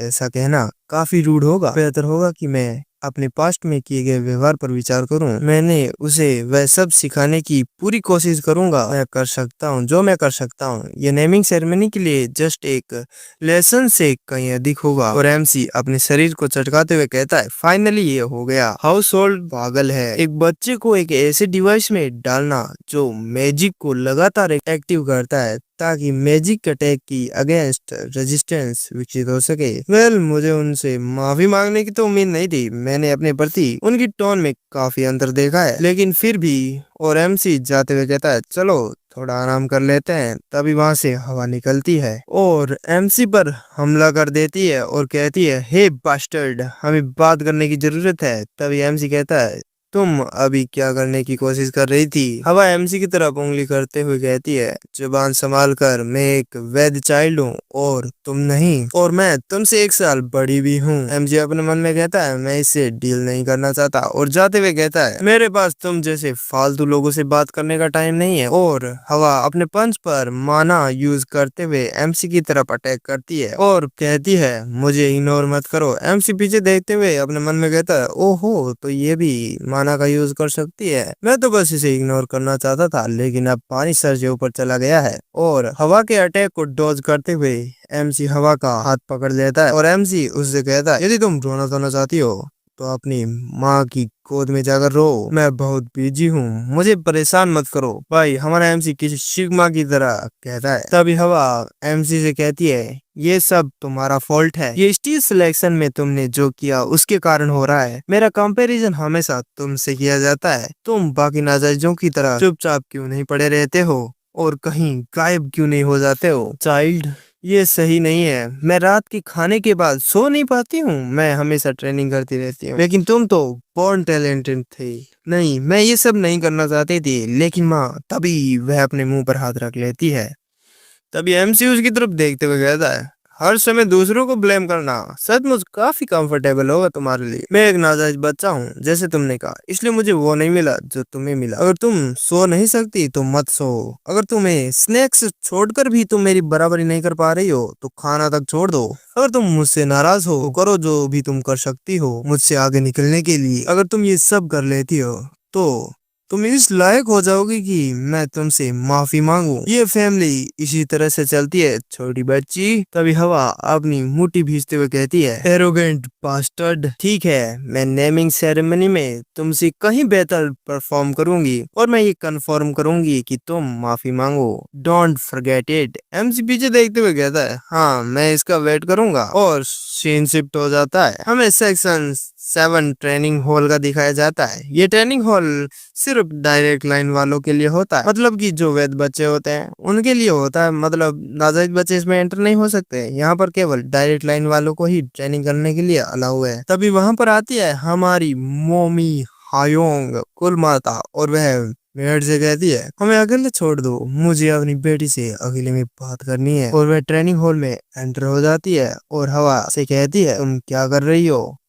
इसे दिखाई दे रहा है कि भाई क्या कर रही है, लेकिन फिर भी पूछना है, कॉमन सेंस नहीं है इसमें। तभी हवा कहती है, मॉम, मैं ट्रेनिंग कर रही। तभी मोमी कहती है, अरे सॉरी, कुल माता कहती है, मैंने सुना है कि तुम हार गई। और काफी सीरियस होते हुए कहती है, मैंने सुना है कि तुम हार गई। भाई हवा का भी अब इसी तरह हाल होता है जब रिजल्ट के टाइम मेरा हाल होता है। और काफी सीरियस होते हुए कहती है, मुझे यकीन है कि मैंने तुमको बताया था कि तुम्हें अपने राइवल्स को कैसे तोड़ना चाहिए। मैं तुमसे निराश हूँ। अगर तुम सिर्फ लेक्चर से बचने के लिए ऐसा कर रही हो तो बेहतर होगा कि तुम अभी ये काम दो। और मैं अब तुम्हें लेक्चर भी नहीं देना चाहती। तभी हवा कहती है, मैं जानती हूँ, इसलिए आप सोचते हैं कि मैं ट्रेनिंग ले रही हूँ, लेकिन मैं ट्रेनिंग कर रही हूँ क्योंकि मैं चाहती हूँ। तभी कुलमाता कहती है, क्या? तब हवा कहती है, मैं उसे हर हाल में हराऊंगी, इसलिए नहीं कि आपने मुझसे ऐसा करने के लिए कहा है, बल्कि इसलिए कि मैं ऐसा करना चाहती हूँ, तो मैं ये काम अपने आप ही करूँ। तभी कुलमाता कहती है, क्या तुम मुझसे ये बताना चाहती हो कि आप किसी नाजायज बच्चे से मोटिवेट हैं? तभी कुल माता हवा का चिन्ह पकड़ते हुए कहती है, आप ली क्लैन की वैध संतान है। तुम और उसकी स्थिति फंडामेंटली काफी डिफरेंट है। तुम्हें उसके खिलाफ जीतना तय होना चाहिए, लेकिन इसके बजाय तुम उससे मोटिवेट हो रही हो। और उसे एक बोतल पकड़ाते हुए कहती है, इसे ड्रीम लाइक ट्रेजर कहा जाता है, ये एक डेडली पॉइजन है। और वह बोतल हवा को देते हुए कहती है, अगर तुम उससे आगे नहीं निकल सकती तो उसे कुचल दो, यही इस फैमिली का तरीका है। तो भाई चैप्टर एंड हो जाता है। अब पिछले चैप्टर में हमने देखा था कि कुल माता हवा को एक जहर की बोतल देती है। चैप्टर की स्टार्टिंग वहीं से होती है जहाँ से पिछला चैप्टर खत्म हुआ था। और अब हमें एमसी दिखाया जाता है। एमसी की मेड यानी नैनी जो एमसी का रिपोर्ट कार्ड देखते हुए कहती है ये कोई सेंस नहीं बनाता। एमसी के रिपोर्ट कार्ड में एमसी ने सभी में रैंक 1 हासिल की होती है। Mana art, weapon art, written exam में रैंक 1 हासिल की होती है और टोटल रैंक 1 होती है। और एमसी कहता है नैनी अब कोई चिंता नहीं। नैनी एमसी को गले लगाते हुए कहती है मैंने तुम्हारे लिए कुछ नहीं किया यंग मास्टर, फिर भी आपने काफी अच्छा किया है, थैंक्स। तभी एमसी कहता है आपने कुछ नहीं किया, ऐसा मत कहिए। तभी आंट आती है और वह कहती है बेबी चलो ट्रेनिंग करते हैं। ये वह वाला बेबी नहीं है जो तुम लोग समझ रहे हो, ये जो हम छोटे बच्चों को बेबी कहते हैं वह है। तभी एमसी आंट से कहता है मैंने अभी अभी ट्रेनिंग फिनिश की है। तभी आंट कहती है इसीलिए तो हमें जाना है। अपनी माना आर्ट की ट्रेनिंग आपकी थकान दूर करने में मदद करेगी। एमसी कहता है मैंने ऐसे किसी भी फैक्ट के बारे में नहीं सुना है, क्या तुम मेरा उल्लू बना रही? तभी आंट मुंह बनाते हुए कहती है ये सच है शायद। तभी एमसी कहता है खैर कोई बात नहीं, मुझे तुम्हें कुछ दिखाना था। तभी आंट काफी शौक होते हुए कहती है क्या तुमने अपना फर्स्ट स्टार पा लिया है? तभी हमें माना आर्ट के स्टेजों के बारे में बताया जाता है। नॉर्मली आपको माना आर्ट के 3 स्टेज से गुजरना पड़ता है। पहला आयरन बॉडी जहां आप अपनी बॉडी को स्ट्रेंथन करते हैं यानी मजबूत बनाते हैं। दूसरा क्यूआई गोंग स्टेज जहां आप अपने माना के नेचर को बदल सकते हैं। और तीसरा एक्स्ट्रा ऑर्डिनरी एबिलिटी स्टेज जहां आप अपने माना के थ्रू सुपर नेचुरल एबिलिटी को डेमोन्स्ट्रेट कर सकते हैं यानी आप प्रदर्शित कर सकते हैं। लेकिन आर्ट की माना टेक्निक अलग है, भले ये वही पहला स्टेज हो, आप अलग अलग चीजें कर सकते हैं और अधिक एबिलिटी को शो कर सकते हैं। इसलिए उसकी माना आर्ट को स्टार के स्टेज में डिवाइड किया गया है। तभी आंट एमसी को चेक करते हुए कहती है बिल्कुल सही, ये डेफिनेटली एक स्टार है। क्या ये सीखना अजीब नहीं है कि अपने माना पाथ का उपयोग कैसे करें? मैंने सोचा था कि इसमें लगभग 1 साल तो लग ही जाएगा। और एमसी आंट को बताता है मैंने लेसन पढ़ते समय उनका उपयोग करना सीखा था। जब मैं पीछे मुड़कर देखता हूँ कि वह ट्रेनिंग कितनी क्रेजी थी, मेरे रोंगटे खड़े हो जाते हैं। मैं माना को कंट्रोल करने में फेल रहा और मेरे माना चक्र और माना पाथ का बैलेंस लगभग बिगड़ ही गया था। माना स्वाभाविक रूप से पानी की तरह बहता है। पता चला कि हमारी बॉडी ही माना का व्हीकल है। अपने हाथों को देखते हुए आंट कहती है माना के लिए एक व्हीकल। और एमसी से कहती है बेबी मुझे लगता है कि मैं भी ये कर सकती हूँ। इसमें काफी समय लग सकता है लेकिन मुझे लगता है कि ये मैं कर सकती हूँ। तब एमसी गहरी सांस लेते हुए कहता है कम से कम इस पागल को एहसास तो हुआ। इतना कहते ही आंट एमसी को कस कर गले लगाते हुए कहती है बहुत बहुत थैंक्स मेरे लकी बेबी। और यार ये बेबी कुछ गलत ही सेंस कर रहा है। तभी एमसी चिल्लाते हुए कहता है अरे मेरी पसलियां टूट चुकी है रे, रीढ़ की हड्डी भी टूट गई है। और आंट काफी जोश में आकर कहती है बहुत बढ़िया, चलो अब 2 स्टार की ओर बढ़ते हैं। और एमसी से कहती है तुमने जो हासिल किया है वह 1 स्टार है, लेकिन तुम जानते हो कि ये ट्रेडिशनल यानी भाई जो मॉडर्न माना आर्ट है उसके पहले स्टेज से काफी अलग है, ठीक है। और एमसी खड़ा होते हुए कहता है ये चीज मुझे पता है, तो फिर आपको क्या लगता है कि आप किस में बेस्ट हैं? तभी एमसी के दिमाग में कुछ हिट करता है। तब एमसी आंट से कहता है हालांकि आपने मुझे कभी स्वॉर्ड स्पेयर ट्रेनिंग में नहीं देखा है। तभी आंट कहती है मैंने ऐसा कई बार किया है जब मैं बोर हो जाती थी, लेकिन मैं ये कह रही हूँ कि मुझे लगता है कि तुम्हारे पास इससे भी अधिक आउटस्टैंडिंग एबिलिटी है। इसे समझना थोड़ा कठिन है लेकिन तुम्हारी सबसे बड़ी कैपेबिलिटी तुम्हारी माना आर्ट है। तभी एमसी कहता है क्या? आंट एमसी को समझाते हुए बताती है माना आर्ट के लिए आपका टैलेंट इनक्रेडिबल है, इस हद तक की तुलना में बाकी सब कुछ फीका पड़ जाता है। पास्ट में मैंने जब जो माना आर्ट सिखाई थी उनको वास्तव में कोई भी फॉलो नहीं कर पाया। एमसी अपने हाथों को देखते हुए कहता है माना टैलेंट, पिछले जन्म में मेरा मजाक उड़ाया गया था क्योंकि मैं माना टैलेंट का इस्तेमाल नहीं कर सकता था। तभी आंट एमसी की तरफ उंगली करते हुए कहती है इसलिए मुझे नहीं लगता है कि 2 स्टार हासिल करना तुम्हारे लिए कोई मुश्किल होगा। यदि तुम मुझ पर सफलता हासिल कर लेते हो तो नेमिंग सेरेमनी बहुत ही शानदार होगी। और हंसते हुए कहती है ठीक है, अब से मैं तुम्हें सही माना टेक्निक सिखाऊंगी, इसलिए ध्यान लगाओ। एमसी हंसते हुए कहता है ठीक है और खड़े होते हुए कहता है लेकिन आपके बगल में ये चीज क्या है? आंट उस पर हाथ रखते हुए कहती है ओ ये। तभी एमसी के गाल पर छोटा सा निशान लगाते हुए बुलेट की स्पीड से एक बॉल टाइप चीज निकलती है और ये चीज और किसी ने नहीं आर्ट ने फेंकी होती है। आंट कहती है ये मेटल मार्बल्स में माना को रिलीज करते समय मूव करने में कैपेबल होना चाहिए क्योंकि खड़े रहकर माना आर्ट का इस्तेमाल करना किसी डेड माना आर्ट से अलग नहीं होता है। तो अब और एक डरावना लुक देते हुए कहती है, हम शुरू करने वाले हैं। भाई ये कभी कभी काफी डरावनी हो जाती है। एमसी के तो ये लग चुके होते हैं और फिर सीन शिफ्ट होता है और हमें दिखाया जाता है एमसी और ली हवा को, जिसके सामने एक बंदा खड़ा होता है और ये बंदा ब्लड टाइगर स्क्वाड का स्क्वाड लीडर ली जैंग कवान होता है। पहले अपना इंट्रोडक्शन देता है और फिर कहता है, अब से मैं तुम्हें मार्शल ली क्लैन की सीक्रेट टेक्निक सिखाऊंगा, और कहता है तुम जिस वेपन का इस्तेमाल करते हो उसे चुनो और आ जाओ, मैं तुम्हें सिर्फ 1 मिनट का टाइम देता हूँ, देर मत करना। एमसी और ली हवा दोनों स्पीड से जाते हैं, दोनों ही काफी इरिटेट होते हुए कहते हैं, भगवान भाई ये लोग वेपन लेते समय भी लड़ रहे होते हैं। और एमसी कहता है, तुम क्या देख रही हो, कुछ कहना है?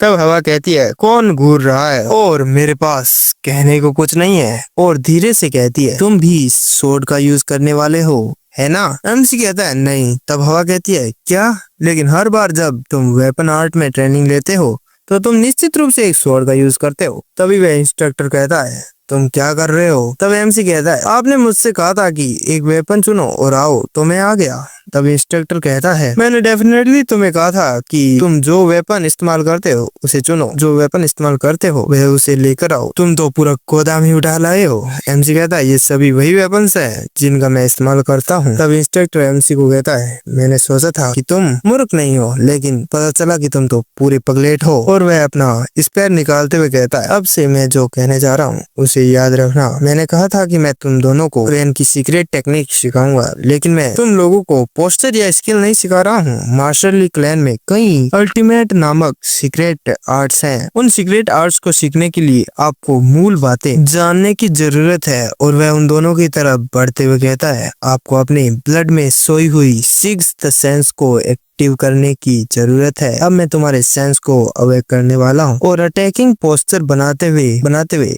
कहता है, अपने सिक्स्थ सेंस को अवेक करने में ज्यादा मेहनत ना करें। तब हवा कहती है, आखिरकार वह करने क्या वाला है? तब एमसी कहता है, अगर तुम शुरुआत से ही बेहोश नहीं होना चाहती हो तो खुद को प्रिपेयर कर लो। तभी वह इंस्ट्रक्टर काफी स्पीड में एमसी के पास आता है और उसे अपने स्पेयर से एक हिट देता है। एमसी को उसे रोकने में काफी दिक्कत आती है, लेकिन एमसी उसे ब्लॉक कर देता है। तब इंस्ट्रक्टर कहता है, ओ तो तुमने इसे ब्लॉक कर दिया। और एमसी अपने मन में कह रहा होता है, अरे सोचो, मुझे ये पागलपन करना पड़ेगा फिर से, क्या बकवास। मेरे रिकार्नेशन से पहले मुझे ये ट्रेनिंग ठीक से नहीं मिली थी। और एमसी अपने पैरों में प्रेशर लगाता है, जिससे फ्लोर पर काफी इफेक्ट पड़ता है और काफी स्पीड में आगे बढ़ते हुए कहता है, लेकिन ये लाइफ अलग होगी।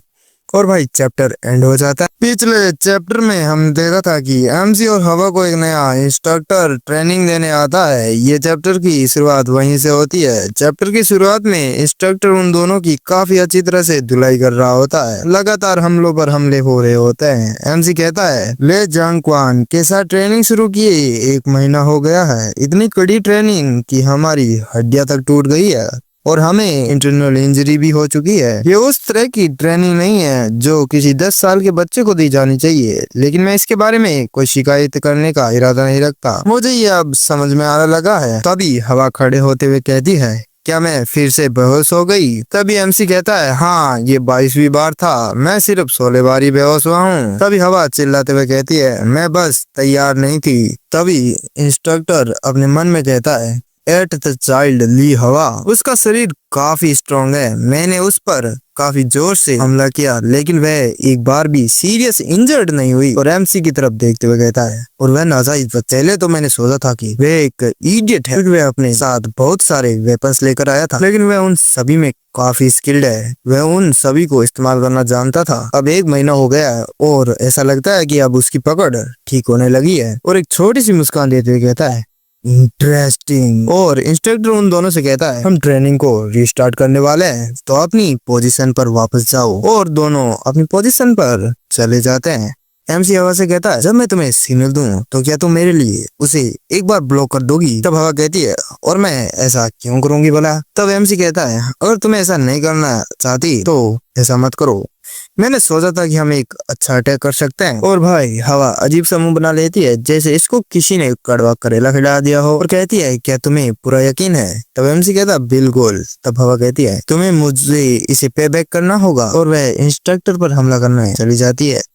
एमसी हमला करते हुए अपने मन में कहता है, इस समय मेरे स्किल लेवल पर जीतने की कोई भी पॉसिबिलिटी नहीं है। मेरे पास हमारे नंबर्स का एडवांटेज उठाने के अलावा कोई और चॉइस नहीं है। तब इंस्ट्रक्टर उन दोनों को देखते हुए कहता है, टीम वर्क नॉट बैड, और उनके अटैक्स को डॉज करते हुए कहता है, तुम्हारे अनुसार ये कुछ ऐसा होना चाहिए। और उन दोनों के हमलों को प्रिडिक्ट करते हुए उनको ब्लॉक और डॉज करता है और वह एमसी की तरफ काफी स्पीड में अटैक करता है। एमसी भी उसके अटैक को ब्लॉक करता है और कहता है अभी। तभी हवा ऊपर से काफी स्पीड में आती है और इंस्ट्रक्टर पर अटैक करती है। तभी एमसी स्पेयर फेंकते हुए कहता है, अभी मेरे पास प्रॉपर अटैक करने का केवल एक ही तरीका है। वह स्वॉर्ड को अपने हाथों में लेकर माना इंजेक्ट करता है और अपने पैरों पर माना का यूज करते हुए काफी स्पीड में इंस्ट्रक्टर की तरफ बढ़ते हुए बाउंडलेस की अल्टीमेट टेक्निक स्प्लिट डीमन का यूज करता है। इंस्ट्रक्टर काफी हैरान हो जाता है और अपने स्पेयर को एमसी के अटैक को ब्लॉक करने के लिए आगे लाता है और एमसी अपने मन में कहता है इसे काम करना चाहिए और छोटी सी स्माइल देता है। लेकिन इंस्ट्रक्टर उसके अटैक को ब्लॉक कर देता है और एमसी को काफी दूर फेंक देता है, जिससे एमसी के भाई अंजर पंजर ढीले हो चुके होते हैं। और वह इंस्ट्रक्टर ताली बजाते हुए कहता है, 37 दिन हो चुके हैं तुम्हारे सिक्स सेंस को अवेक होने पर, तुम लोगों को बधाई हो। और भाई हवा को भी एमसी के बगल में फेंक देता है। हालांकि तुम लोगों को अभी भी लंबा रास्ता तय करना है। भाई दोनों को ही दीवार पर किसी पोस्टर की तरह चिपका कर चला जाता है और जाते हुए कहता है, आज की ट्रेनिंग के लिए बस इतना ही। और पीछे हवा एमसी को गालियां दे रही होती है, तुम्हारे प्लान का क्या हुआ? मैंने तुम पर भरोसा किया बास्टर्ड। और वह इंस्ट्रक्टर अपने हाथ को देखते हुए कहता है, जिस पर एमसी ने भाई अटैक किया था, और अपने मन में सोच, मैंने अपने माना का इस्तेमाल किया लेकिन फिर भी वह पास हो गया। यद्यपि ये केवल एक छोटा सा अमाउंट था, लेकिन मैंने माना का यूज ना करने के अपने रूल को तोड़ दिया। और वह इंस्ट्रक्टर अपनी मुट्ठी बंद करते हुए चेहरे पर एक मुस्कान लाते हुए कहता है, ये समझने की कैपेबिलिटी की किसी खास अटैक से पहले हार मान लेना ही बेहतर होता है। उसके पास एक अच्छा कॉम्बैक्ट सेंस है। हाउस होल्ड के बॉम्बर्स फ्यूचर में डरने वाले हैं। ये किस बॉम्बर्स की बात हो रही है तो मैं बता देता हूँ, मतलब जो साजिश कर रहे हैं इस क्लैन की तरफ, इस क्लैन को बर्बाद करने के लिए, मतलब उन्हें ही बॉम्बर्स कहा गया है यहाँ। और फिर सीन शिफ्ट होता है और एमसी बता रहा होता है, हवा ने भी 47वें दिन अपनी सिक्स्थ सेंस अवे कर ली और हमने ली जंगक्वान के लेसन को ग्रेटिट्यूड किया, यानी मतलब और मैंने अपने बचे हुए समय का उपयोग आराम करने और जो कुछ मैंने सीखा था उस पर पुनर्विचार करने में किया। और तभी एमसी के दरवाजे पर कोई आता है और ये एमसी का सबसे बड़ा भाई यानी फर्स्ट चाइल्ड ली मयूंग जांग होता है।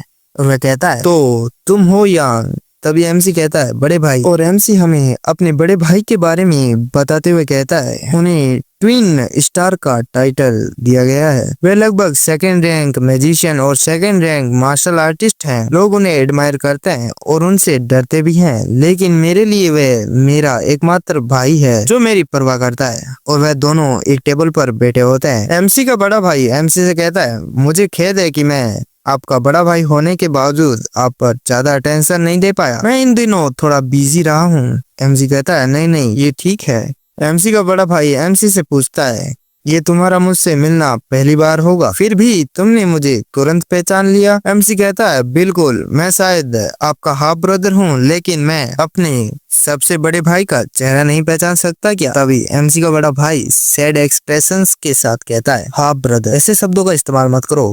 भले ही हमारी माताएं अलग अलग हो, लेकिन आप मेरे लिए अभी भी उतने ही भाई हैं जितने हमारे अन्य भाई बहन। और अपने मन में सोचता है, अभी तक उसकी नेमिंग सेरेमनी भी नहीं हुई है। ऐसा लगता है कि वह खुद पर कुछ ज्यादा ही कठोर हो रहा है। और एमसी माफी मांगता है। तब उसका बड़ा भाई कहता है, कोई बात नहीं, तुम्हें माफी मांगने की कोई जरूरत नहीं है। तुम्हें मेरे प्रति इतना पोलाइट भी नहीं होना चाहिए। आखिरकार मैं तुम्हारा बड़ा भाई हूँ। एमसी अपने चेहरे पर मुस्कान लाते हुए कहता है, ठीक है। और उसका बड़ा भाई एमसी को देखते हुए अपने मन में सोचता है, जब वह छोटा था तब भी वह उतना ही अच्छा था जितना कि अभी है। और अपनी पॉकेट से कुछ निकालते हुए कहता है, ये एक गिफ्ट है हमारी पहली मीटिंग की स्मृति के लिए। मुझे ये तब मिला था जब मैंने फ्रांस की अपील मैजिक यूनिवर्सिटी में एडमिशन लिया था। मुझे लगता है कि ये मुझसे ज्यादा तुम्हारे इस्तेमाल में आएगी। और एमसी को एक छोटी सी बोतल देते हुए कहता है, ये एक मिरेकल मेडिसिन है जिसे नेक्टर कहा जाता है, यानी अमृत। अगर अमृत भी तुम्हें समझ नहीं आ रहा है तो मतलब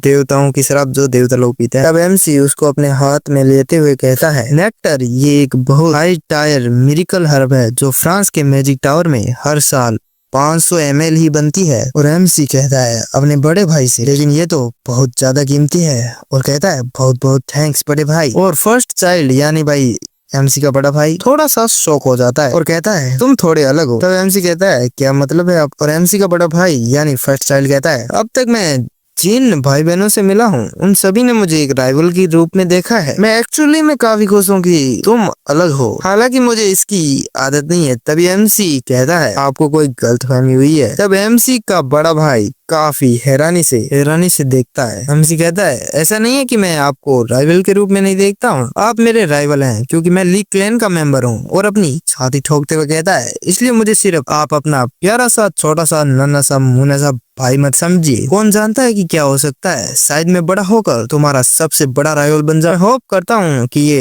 एक ग्रेट कंपटीशन होगा। एमसी का बड़ा भाई काफी जोर जोर से हंसता है और एमसी के सर पर हाथ रखते हुए कहता है ठीक है, मैं होप करता हूँ जिस दिन तुम मेरे सबसे बड़े राइवल हो जाओगे। और एमसी अपने मन में सोचता है मेरा सबसे बड़ा भाई जो मेरी सचमुच में परवाह करता है और इस बार मैं तुम्हें प्रोटेक्ट करूंगा। और भाई चैप्टर है, पिछले चैप्टर में हमने देखा था कि एमसी से उसका बड़ा भाई मिलने आता है और अब इस चैप्टर में हमें कुछ दिनों बाद का सीन दिखाया जाता है। मार्शल ली क्लैन के दूसरे ट्रायल का दिन आ गया है, नेमिंग सेरेमनी, और एक स्मॉल शिप को दिखाया जाता है। उस पर एमसी, हवा और एक शैडो स्क्वाड का मेंबर होता है। और फिर हमें रेड एंड ब्लू आइलैंड दिखाया जाता है। ये एक ऐसा आइलैंड होता है जिसका लैंड यानी भूमि का कलर जो है नेचर में माना की क्वांटिटी पर डिपेंड होता है। एंशिएंट टाइम से इस क्लैन की नेमिंग सेरेमनी के लिए इस साइड के रूप में सर्व किया जा रहा है और वह शैडो स्क्वाड मेंबर दोनों को इंस्ट्रक्शन देते हुए कहता है अब मैं आपको बताऊंगा कि नेमिंग सेरेमनी के बारे में आपको कितना पता होना चाहिए। माय लेडी और यंग मास्टर को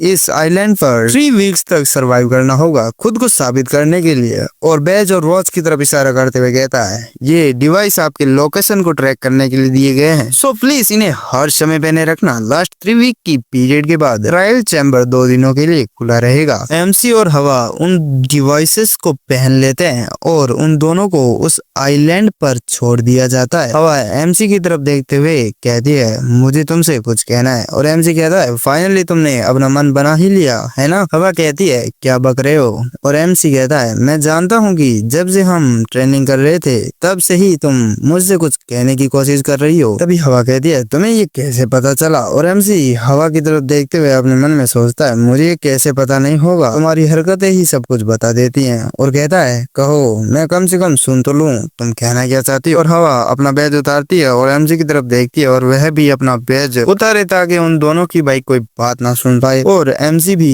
अपना बैज उतार देता है और अपनी पॉकेट में डालते हुए कहता है क्या कहना चाहती हो। भाई साहब तुम लोगों को लग रहा होगा ये दोनों जंगल में मंगल करेंगे, तो भाई ऐसा कुछ नहीं होने वाला है, अपने अरमानों को थोड़ा शांत कर लो। वैसे भी ये हाफ ब्रदर और सिस्टर हैं, इसलिए इनके बीच ऐसा वैसा कुछ नहीं होने वाला है।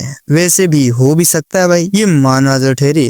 तभी हवा वही बोतल दिखाती है जो उसकी मदर यानी कुल माता बोले तो भाई मोमी ने दी थी और कहती है ये एक पॉइजन है और इसका नाम ड्रीम लाइक ट्रांस है। एमसी काफी शौक हो जाता है और हवा कहती है ये केवल 15 साल से कम उम्र के बच्चों पर ही काम करता है और अगर इसे 5 मिनट से ज्यादा समय तक हवा में रखा जाता है तो ये इवापोरेट हो जाता है। जाहिर है यदि एक बार जब तुम इस पॉइजन को खा लोगे तो ये तुम्हारे माना पार्ट्स को लॉन्ग टाइम तक खराब कर सकता है। और एमसी काफी सीरियस टोन में पूछता है ये तुम्हें किसने दिया। तब हवा कहती है ये मैं तुम्हें नहीं बताने वाली हूँ और उस बोतल को पत्थर पर फेंक देती है और कहती है देखो अब कोई सबूत नहीं है, मैं तुम्हें पूरी ईमानदारी से हराऊंगी बिना किसी पॉइजन का इस्तेमाल किए और इसलिए मैं चाहती हूँ कि तुम इस एग्जाम को सीरियसली लो। और एमसी कहता है अगर तुम ऐसा नहीं कहती तो भी मैं अपनी पूरी कोशिश करने वाला था। और हवा कहती है अच्छा है और एमसी से कहती है जब तुम वहाँ के एनवायरनमेंट से फेमिलियर हो जाओ तो इस आइलैंड के सेंटर को चैलेंज करना ना भूलना, मैंने सुना है कि ये खतरनाक है। एमसी काफी कैजुअली कहता है या मुझे पता है, क्या तुम मेरे बारे में चिंता कर रही हो या कुछ और। तब हवा चिढ़ते हुए कहती है क्या तुम्हारे बारे में चिंता। हाँ मुझे चिंता है कि कहीं तुम हिसाब चुकता करने से पहले ही टपक ना जाओ। और नेमिंग सेरेमनी राउंड स्टार्ट हो जाता है और हवा अंदर की तरफ देखते हुए कहती है, बस मरना मत, मैं जा रही हूँ, और वह वहाँ से चली जाती है। एमसी कहता है, मैंने ये तो कहा था, लेकिन मेरा कर्तव्य आइलैंड का बाहरी क्षेत्र नहीं है। अब आगे बढ़ने का समय आ गया है और इस आइलैंड के सेंटर तक। और फिर सीन हवा का दिखाया जाता है और भाई हवा धड़ाधड़ मॉन्स्टर को मार रही होती है और ये सब जो है एक स्क्रीन पर चल रहा होता है। कोई कहता है एक्सपेक्टेशंस के अनुसार एट तक काफी आउटस्टैंडिंग है। उसने पहले ही अपना असाइनमेंट हंटिंग को पूरा कर लिया और उसने जितने एनिमल्स को हराया है उनकी संख्या भी काफी आउटस्टैंडिंग है। हालांकि ये उसका पहला प्रैक्टिकल एक्सपीरियंस था, ये तो एक्सपेक्ट ही था। याद रखो कि उसे अवे किसने किया था, ऐसा हो ही नहीं सकता कि वह खराब परफॉर्म करे। और भाई वहाँ पर क्लैन के काफी मेंबर्स बैठे होते हैं। तभी कोई उस इंस्ट्रक्टर से पूछता है जो भाई पहले एमसी और हवा को उनके 6 सेंस को अवेक करने के लिए ट्रेनिंग दे रहा था, क्या आपने कहा 47 डे हो गए सर? तब ट्रेनर कहता है, वह मूलतः समझा की नहीं थी, ये एक्सपेक्ट ही था कि उसे पूरे 2 महीने लगेंगे। उसमें काफी अच्छा टैलेंट है। और इंस्ट्रक्टर स्क्रीन पर एमसी को देखते हुए कहता है, हालांकि किसी ने उसे बहुत तेजी से इम्प्रूव करने के लिए उकसाया था ना। तभी वही हेड एल्डर यानी घूसट बुड्ढा दिखाया जाता है जो स्टील सिलेक्शन रिचुअल में हमें दिखाया गया था, जो भाई अंकल की कह के ले रहा था बार बार। वह कहता है, वैसे ये लड़का क्या कर रहा है भाई? इसको एल्डर किसने बनाया? इसको देखकर भी पता नहीं चल रहा है कि ये लोग कर क्या रहे हैं। लगता है रात को कुछ ज्यादा ही हो गई है। तब ट्रेनर कहता है, ऐसा लगता है कि वह अपने लिए हाइड आउट खोज रहा है। इतना सुनते ही भाई लोगों में फुसफुसाहट चालू हो जाती है। तो उसने चुप कर चूहे की तरह भागने का डिसाइड किया है। कितना कायर है हमें, कितना कायर है। फिर भी वह मार्शली क्लैन की संतान है। तभी फर्स्ट चाइल्ड सभी को रुकने के लिए कहता है और कहता है, ऐसे डेंजरस एनवायरनमेंट में हाइड आउट की जगह ढूंढना स्ट्रेटजी माना जाना चाहिए। ये कोई ऐसी बात नहीं है जिसके लिए उसे डांटा जाए। तभी भाई लोगों की कोटे मुंह में आ जाते हैं और वह कहने लगते हैं, ये सच है। लेकिन तभी दूसरा बंदा कहता है, ऐसा लगता है कि हमें 8 द चाइल्ड की परफॉर्मेंस को देखकर हमारी उम्मीदें बढ़ गई है। बुड्ढा बोलता है, यानी भाई हेड एल्डर बोलता है,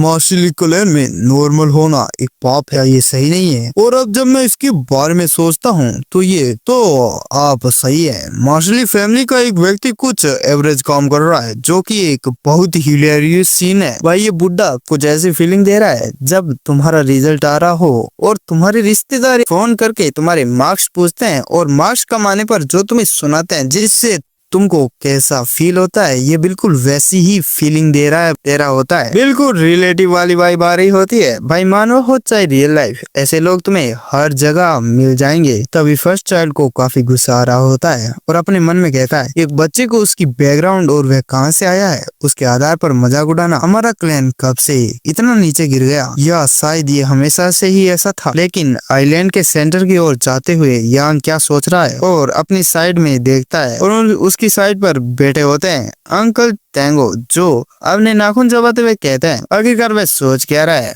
उनको देखते हुए एमसी का बड़ा भाई यानी फर्स्ट चाइल्ड कहता है, ऐसा नहीं लगता है कि मैं एक व्यक्ति नहीं हूँ जिसे ये चिंता है। तुम क्या करने की प्लानिंग बना रहे हो यान? तो सीन शिफ्ट होता है और हमें एमसी को दिखाया जाता है और एक केव में देखते हुए कहता है, ये जगह मुझे ठीक लग रही है। और वह मेडिसिन हर्ब को जलाकर अंदर फेंकता है और अंदर जाकर एंट्रेंस को ब्लॉक कर देता है। तभी कोई कह रहा होता है, उसकी छिपने की कला काफी इम्प्रेसिव है। तभी वह बुड्ढा हेड एल्डर काफी शौक हो जाता है और कहता है, रुको ये कर क्या रहा है? और एमसी अपने सारे डिवाइस तार कर एक जगह रख देता है और उन्हें पत्तों से ढक देता है ताकि भाई लोग उसकी लोकेशन और उसे ना देख पाए। और एमसी का इंस्ट्रक्टर काफी जोर जोर से हंसते हुए कहता है, हाँ हमेशा की तरह अनप्रिडिक्टेबल। और दूसरी तरफ एमसी का बड़ा भाई और अंकल अपने सिर पर हाथ रखते हुए कहता है, गई भैंस पानी में। और फिर सीन एमसी का दिखाया जाता है। एमसी कह रहा होता है, उन्हें ये देखने का कोई कारण नहीं है और अपनी अंगूठी को वापस बाउंडलेस में बदलते हुए कहता है, अब मैं बाउंडलेस का इस्तेमाल कर सकता हूँ। और फिर हमें दिखाया जाता है एमसी को ये भाई कोई अजीब सी चीज है तैयार कर रहा होता है और गंदा मुंह बनाते हुए कहता है, ये लगभग तैयार हो चुका है, लेकिन भाई ये कितना अजीब दिख रहा है। और उस अजीब सी बनी चाय को देखते हुए कहता है, रियली मुझे ये करना पड़ेगा। कोई भी सही दिमाग वाला व्यक्ति ये नहीं सोचेगा कि ये माना हर्ब से बनी चाय है। और उसमें चम्मच फेरते हुए कहता है, मेरी पास्ट लाइफ में मेरे पास इतने पैसे नहीं थे कि मैं चीप एलेक्जार भी खरीद सकूं। अच्छी बात यह है कि मैं इस नुस्खे को सीखने के लिए दवा विक्रेता के पीछे पीछे घूमता रहा। तभी वह सोचता है कि आर्ट ने क्या कहा था, रेड एंड ब्लू आइसलैंड पर काफी मात्रा में माना है, इसलिए ये श्योर करना कि माना स्किल के माध्यम से अपने टोटल माना इंक्रीज करने के बाद ही वापस आना। चाची ने तो ऐसा ही कहा था, इसलिए अगर मैं ये चाय पीऊंगा तो शायद ये ज्यादा इफेक्टिव होगा। और उस बाउल को हाथ में लेते हुए पीने की पूरी कोशिश करते हुए अपने अंदर मोटिवेशन भरते हुए उसे पी जाता है। और एमसी ऐसा दिख रहा होता है जैसे उसके आखिरी पल चल रहे हों, किसी निर्जीव वस्तु की तरह पड़ा होता है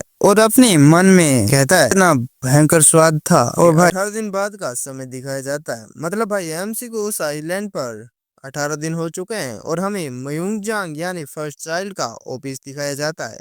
उससे कोई बंदा कह रहा होता है, टीम लीडर क्या मैं अंदर आ सकता हूँ? फर्स्ट चाइल्ड उसे परमिशन देता है और वह बंदा अंदर आता है और उसे इंटरप्ट करने के लिए फर्स्ट चाइल्ड से माफी मांगता है। फर्स्ट चाइल्ड कहता है कोई बात नहीं और कहता है ऐसा लगता है कि कोई बुरी खबर है। तभी हमें उस बंदे को दिखाया जाता है और ये बंदा ली मयूंगजांग का डायरेक्ट सहयोगी यानी प्रत्यक्ष सहयोगी martial artist squad अजूरा स्वाड squad voice leader Jung जांग होन होता है। भाई कितना लंबा इंट्रोडक्शन है इसका। और वह फर्स्ट चाइल्ड से कहता है ऐसा लगता है जैसे एक बड़ा अर्बन ग्रुप साउथ कोरिया के नॉर्दर्न रीजन में प्रवेश कर रहा है। मुझे उम्मीद थी कि वह अनएक्सप्लोर्ड रीजन से होकर अपना रास्ता बनाएंगे, लेकिन वह इसके बजाय सीधे साउथ की ओर जा रहे हैं। उनसे 2 दिन की दूरी पर लीकलैंड की माना स्टोन की माइंस हैं। तभी फर्स्ट चाइल्ड अपने मन में सोचता है अर्बन वह आमतौर पर सभी प्रकार के क्राइम्स करते समय अनएक्सप्लोर्ड रीजन से गुजरते हैं। और वह उस वॉइस लीडर से कहता है बिना किसी प्लानिंग के उन लकड़बग्गे जैसे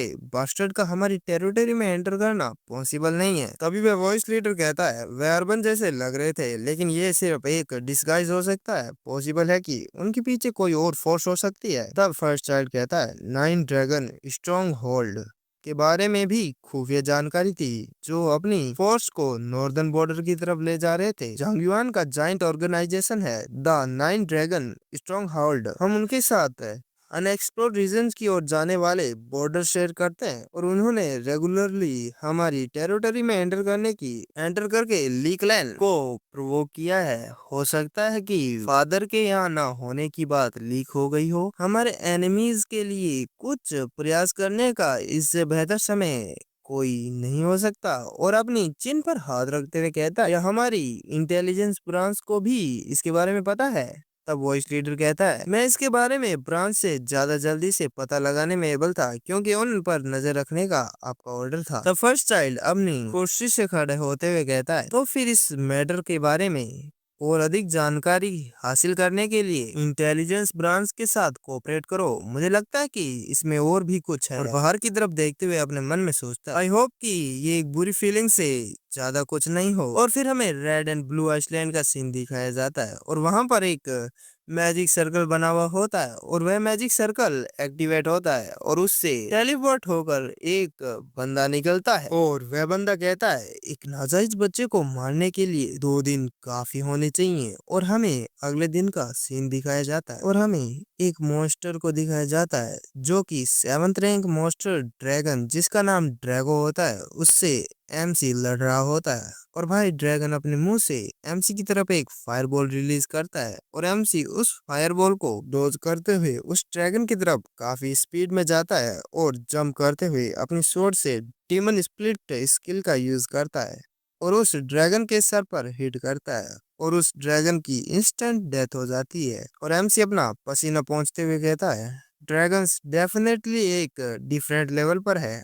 अगर मैं यहाँ आता ही इनसे लड़ता तो मुझे तुरंत नॉक कर दिया जाता। और वह अपनी स्वॉर्ड को अंदर डालते हुए अपने मन में कहता है मैं रेड एंड ब्लू आइसलैंड में एंटर करने के 14 दिन के बाद ड्रैगन टेरिटरी तक पहुंचने में सक्सेसफुल रहा, लेकिन ये ज्यादा देर तक रुकना टाइम वेस्ट होगा। मेरे यहाँ आने का एक और कारण है। और एमसी थोड़ा आगे बढ़कर चुप कर देखते हुए कहता है जैसे मैंने सोचा था। और हमें काफी सारे 8th rank monster lizard man को दिखाया जाता है और एमसी उन्हें देखते हुए कहता है कुछ तो गड़बड़ है बाबा। लिजर्ड मैन मॉन्स्टर जो केवल आउटर एरिया में दिखाई देते हैं वह आइलैंड के बीचों बीच में दिखाई दे रहे हैं और हमला भी कर रहे हैं और भाग भी रहे हैं। लीजेंड मैन स्मार्ट नहीं होते, वे लो रैंक में होते हैं। और एमसी अपनी चिन पर हाथ रखते हुए सोचता है क्या वह किसी बाहरी चीज से इफेक्ट हो रहे हैं। और एमसी उन लिजर्ड मैन पर हमला करते हुए कहता है अगर ऐसा है तो, और उनकी तरफ काफी स्पीड से बढ़ता है। जैसे ही उन लिजर्ड मैन को एमसी की प्रेजेंस फील होती है वह वहां से भागने लग जाते हैं। उन्हें भागते हुए देखकर एमसी कहता है मैं जानता था, और उनकी मुंडियों को फुटबॉल बना डालता है और कहता है एक बार ऐसा होना कोइंसिडेंट हो सकता है, लेकिन अब तो ऐसा 2 बार हो चुका है। और एमसी काफी लिजर्ड मैन को भगवान के पास पहुंचा चुका होता है। और एमसी उन्हें भागते हुए देखते हुए कहता है बेहतर होगा कि मैं उनको फॉलो करूं। और फिर सीन शिफ्ट होता है और हमें वही बंदा दिखाया जाता है जो उस मैजिक सर्कल से टेलीपोर्ट हुआ था। और वह एक जगह बैठा सभी तरफ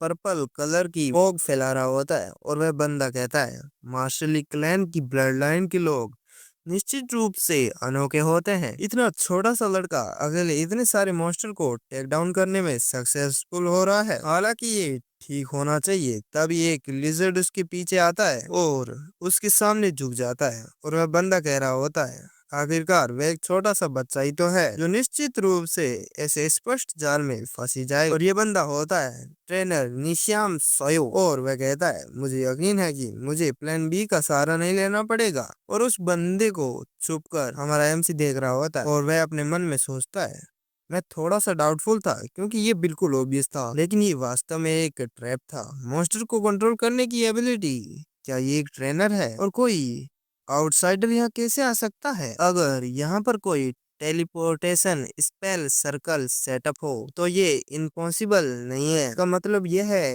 कि यहाँ ली क्लैन का कोई मेंबर भी शामिल है। और वह अपने ट्रेनिंग डिवाइस पर हाथ रखते हुए कहता है क्या मुझे केवल हाउस होल्ड को सूचित कर देना चाहिए, रीइंफोर्समेंट का वेट करना चाहिए? और वह अपने ट्रैकिंग डिवाइस को उतारते हुए कहता है जब तक वह यहाँ पहुंचेंगे काफी देर हो चुकी होगी और मैं ये पता नहीं लगा पाऊंगा कि इस सब के पीछे कौन है। अब केवल एक ही ऑप्शन बचता है। और एमसी स्टील्थ आर्ट का यूज करता है और इस आर्ट की एबिलिटी ये होती है कि ये एमसी की प्रेजेंस को छुपा सकती है। और एमसी पेड़ से नीचे उतर जाता है और काफी स्पीड में उस ट्रेनर की तरफ बढ़ता है और उसके पीछे आते हुए अटैकिंग पोजीशन में आता है। और वह तभी उस ट्रेनर के पास जो मटके जैसा या किसी पक्षी जैसी आकृति की कोई चीज होती है चिल्लाने लग जाती है। तभी वह बंदा काफी स्पीड में अपने पीछे देखता है और कहता है उड़ी बाबा इकी होलो। एमजी अपने मन में कहता है डैम इट, उसके पास डेंजर डिटेक्टर आर्टिफैक्ट है, मतलब भाई वह किसी भी खतरे को भांप सकता है। जैसे कि स्पाइडरमैन की मकड़ी घंटी होती है बिल्कुल उसी की तरह काम करती है ये भी भाई। चाहे तुम अपनी प्रेजेंस में कोई क्यों ना छुपा लो वह खतरे को भाप सकती है। और वह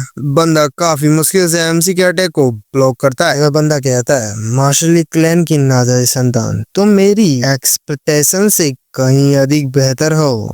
तब एमसी उसका रिप्लाई देते हुए कहता है शायद मुझे लगता है कि तुम ही कमजोर हो, थोड़ा कम हिलाया करो। और वह ट्रेनर लिजर्ड मैन को एमसी के तरफ अटैक करने के लिए भेज देता है। और एमसी 7 स्टार शॉट की तीसरी फॉर्म ट्रू अजूरा का यूज करता है। एमसी उनको मक्खन की तरह काटते हुए आगे बढ़ जाता है। तभी एमसी की बॉडी मूव करना बंद कर देती है क्योंकि एमसी एक घेरे में ट्रैप हो चुका होता है। और वह बंदा गंदी हंसी हंसते हुए कहता है तुम मेरे जाल में आ गए। वह सबसे एडवांस एरे है जो मार्शल आर्टिस्ट की माना सर्कल्स को ब्लॉक कर देता है। तुम माना के बिना एक पावरलेस किड के अलावा और कुछ नहीं हो और अपनी पैथेटिक छोटी सी मौत से मिलो जो हिलने डुलने में भी कैपेबल नहीं है। इतना कहकर वह जा रहा होता है। लेकिन भाई हमें तो पता ही है कि एमसी माना सर्कस और माना पाथ्स दोनों का यूज करता है। एमसी की माना सर्कल ब्लॉक हुई है, माना पाथ नहीं। और एमसी माना पाथ को एक्टिव करता है और उस एरे को तोड़ देता है और उस बंदे की तरफ बढ़ता है और उसके आगे आ जाता है और अपनी स्वॉर्ड को उसके सामने करते हुए कहता है तुम भागने वाले नहीं हो। तभी वह बंदा कहता है तुम वहां से फ्री कैसे हुए? तब एमसी उसका रिप्लाई देते हुए कहता है तुम क्या मेरी फूफा की लड़की हो तो मैं तुम्हें हर चीज बताऊं। मैंने पहले ही हाउस होल्ड को तुम्हारे बारे में इन्फॉर्म कर दिया है, इसलिए सरेंडर कर दो। तभी वह बंदा कहता है कोई बात नहीं, मैं तुम्हें एलिमिनेट कर दूंगा और अपनी फ्रीडम वापस पा लूंगा। तब एमसी कहता है क्या बक रहे हो? तब एमसी को कोई चीज बहुत जोर से हिट करती है और एमसी काफी दूर जाकर गिरता है। और एमसी अपने मन में सोचता है क्या ये, और ऊपर देखता है और एमसी के सामने रेड एंड ब्लू आइसलैंड का गार्जियन टर्टल हेड माउंटेन खड़ा होता है और ये 3rd रैंक का है और ये बेसिकली एक मॉन्स्टर का नाइटमेयर है। क्या इस 3rd रैंक ट्रेनर ने इस मॉन्स्टर को टेम कर लिया? तभी वह बंदा एमसी की तरफ देखते हुए कहता है, तुम्हें जल्दी ही समझ में आ गया। अभी तक मेरा उस पर पूरा कंट्रोल नहीं है, लेकिन उससे तुम्हें मारने के लिए एक ऑर्डर को तो पूरा करना ही चाहिए और तुम्हें इससे लड़ने का इरादा छोड़ देना चाहिए और अपने फेट को एक्सेप्ट करो। और वह बंदा कुछ तालिस्मान निकालता है और उन्हें फेंकता है और गायब हो जाता है और एमसी अपने मन में सोच रहा होता है, इस समय मुझे शांत होने की जरूरत है। अगर अभी भी उसका पूरा कंट्रोल नहीं है तो इसका मतलब है मुझे बस उस ट्रेनर को पकड़ना होगा। और अपनी पॉकेट से एक हर्ब निकालता है और कहता है, टर्टल हेड माउंटेन के अगेंस्ट कुछ भी करने में कैपेबल होने के लिए यही एकमात्र चॉइस है। मैंने इसे ऐसे ही बना लिया था, लेकिन मैंने कभी नहीं सोचा था कि इसका इस तरह से यूज होगा। और उस हर्ब को खाते हुए कहता है, इस मेडिसिन पर बैन लगा दिया गया था क्योंकि इसके साइड इफेक्ट बहुत ज्यादा थे और इस मेडिसिन का नाम माना बूस्टर है। और एमसी की बॉडी के अंदर माना फ्लो काफी ज्यादा हो जाता है और खड़े होते हुए अपनी रिंग को बाउंडलेस में बदलते हुए कहता है, आंटी गायों ने जिस टेक्निक को केवल सबसे डेंजरस सिचुएशन में इस्तेमाल करने के लिए कहा था, वह सिचुएशन अब है और हेवन डिफाइंग टेक्निक का यूज करता है, जिससे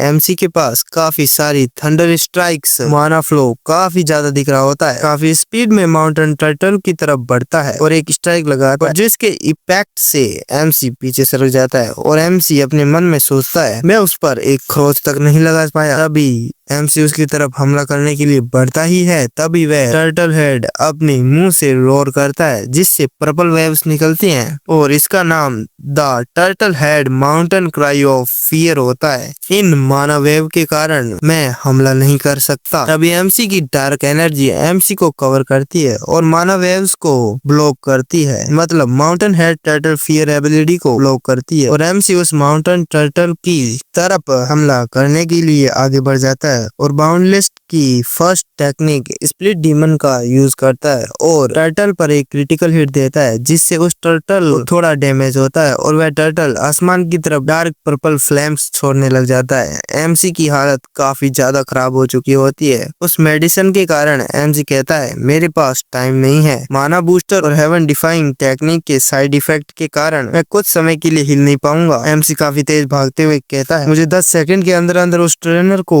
ढूंढना होगा। और तभी एमसी को एक रेड थ्रेड दिखाई देता है और एमसी उसे फॉलो करते हुए भागता है और ये थ्रेड सीधा उस ट्रेनर से कनेक्ट होता है। तभी वह ट्रेनर पीछे देखता है। ट्रेनर की तरफ अटैक करते हुए एमसी कहता है, मैं बहुत पास नहीं हूँ, बस मुश्किल से ही, काश मैं थोड़ा और बड़ा होता। और फिर एमसी काफी जोश में आते हुए कहता है, तो फिर मैं अपनी स्वॉर्ड को ही लंबी कर दूंगा। और एमसी और बाउंडलेस में अपना माना इंजेक्ट करता है जिससे कि बाउंडलेस का साइज बढ़ जाता है और एमसी उस ट्रेनर के सीने को चीर देता है और अब एमसी की हालत काफी ज्यादा खराब हो चुकी होती है। एमसी अपने मन में सोचता है, सबसे पहले अपना ख्याल रखना होगा। अगर मैं अभी बेहोश हो जाऊंगा तो ये वास्तव में खत्म हो जाएगा। और नेक्टर पीते हुए कहता है, आंट गायो ने कहा कि अगर मैं अभी इस टेक्निक का उपयोग करूं तो इसे पी लूं। ये तो अच्छी बात है कि मैं इसे अपने साथ लाया हूं। इससे पहले कि कोई मॉन्स्टर आ जाए मुझे इस आदमी को ठिकाने लगाना होगा। और भाई बेहोश हो जाता है और हमारा एमसी एक खाली सी जगह पर पहुंच जाता है और वहां पर चारों तरफ सफेदी सफेदी होती है और एमसी अपनी आंखें खोलते हुए कहता है, मैं कहां पर हूं? और एमसी के पूरे शरीर पर हल्का ब्लैक ऑरा दिखाई देता है जो कि एमसी की एबिलिटी है। एमसी अपने मन में कह रहा होता है, उस ट्रेनर का क्या हुआ? और माउंटेन हेड टर्टल एमसी जैसे ही अपनी बॉडी को हिलाने की कोशिश करता है उसकी बॉडी में काफी ज्यादा दर्द होता है। ऐसा महसूस हो रहा होता है जैसे एमसी का पूरा शरीर टूट गया हो। तभी वहां पर एक बड़ा सा आईबॉल अपीयर होता है, उसमें से एक आवाज आती है, तो नौबत यहाँ तक आ गई है। व्यक्तिगत रूप से भी ये चीज इतनी खतरनाक है कि ह्यूमंस के लिए इन्हें कंज्यूम करना मुश्किल है, फिर भी ये दोनों इस ह्यूमन में है। मुझे उम्मीद थी कि वह नहीं उठेगा, लेकिन अब तभी एमसी के सामने एक चीज आकर गिरती है और वह आवाज कहती है, इसे खाओ। काफी मुश्किल से उस चीज की तरफ देखते हुए एमसी अपने मन में कहता है, क्या ये एक पर्पल मधुमक्खी का छत्ता हो सकता है या फिर कोई पर्पल शाइनिंग स्टोन। तभी वह आवाज कहती है, तुम इसे खाने के लिए नहीं बने हो, वह ये वही है जो तुम्हें खा जाएगा। एक नया एरा हमारे सामने है और हमें उसकी धुंधली सी इमेज दिखाई जाती है और इस इमेज से तो मुझे लगता है कि ये माउंटेन हेड टर्टल है जो कह रहा होता है एक स्ट्रॉन्ग ह्यूमन चाइल्ड बनो और वहां से जाते हुए कहता है स्ट्रॉन्ग बनो ताकि समय तुम्हें बर्बाद ना कर दे। तभी हवा एमसी को जगाते हुए कहती है, क्या तुम जाग रहे हो। तभी एमसी अपनी आंखें खोलते हुए और कहता है हवा। तभी हवा चिढ़ते हुए कहती है, अबे सही से बोल, मैं बड़ी हूँ तुमसे, मैं इसे एक बार जाने देती हूँ क्योंकि तुम्हारी कंडीशन अभी अच्छी नहीं है। तुम अब कैसा महसूस कर रहे हो। तभी एमसी अपनी आंखें बंद करके माना को महसूस करते हुए कहता है, मेरा पूरा शरीर अस्त व्यस्त हो चुका है लेकिन माना की क्वांटिटी काफी बढ़ गई है। क्या मैंने सचमुच पर्पल क्लो स्टोन ऑफ क्लियरिटी लिया था। और एमसी हवा से कहता है, मेरे कुछ माना पार्ट टूट गए हैं, मेरी हर हड्डी टूट गई है और कुछ मसल्स भी टूट गए हैं, इतना बुरा भी नहीं है। हवा सोचते हुए कहती है, ये तो बहुत बुरी बात है। और एमसी हवा को देखते हुए कहता है, क्या वह purple glow stone of clarity कुछ ऐसी चीज है जिसे ली हवा ले सकती है। ये एक ऐसी अमेजिंग मिरेकल मेडिसिन थी जो किसी की बॉडी को रीइंफोर्स करती है और उनके माना को इंक्रीज करती है और उन्हें पॉइजन और फियर के खिलाफ रेजिस्टेंस हासिल करने में मदद करती है। ये कुछ ऐसा था जिसे मैं सचमुच में पाना चाहता था लेकिन मुझे थोड़ा बुरा लग रहा है। तभी एमसी बैठते हुए कहता है, वैसे तुम यहाँ पर क्या कर रही हो। तभी हवा कहती है, एल्डर ब्रदर और भाई। वहाँ से फर्स्ट चाइल्ड भागते हुए आता है और एमसी से कहता है, क्या तुम ठीक हो। अच्छा होगा कि मैं पहले तुम्हारी माना का इलाज करूं, मैं कुछ पोशंस लाया हूं। एमसी कहता है, नहीं इसकी कोई जरूरत नहीं है, सिर्फ पोशन ही काफी। और एमसी उस पोशन को पी लेता है और फर्स्ट चाइल्ड हवा से कहता है, क्या तुम हमें 1 मिनट के लिए अकेले में छोड़ सकती हो।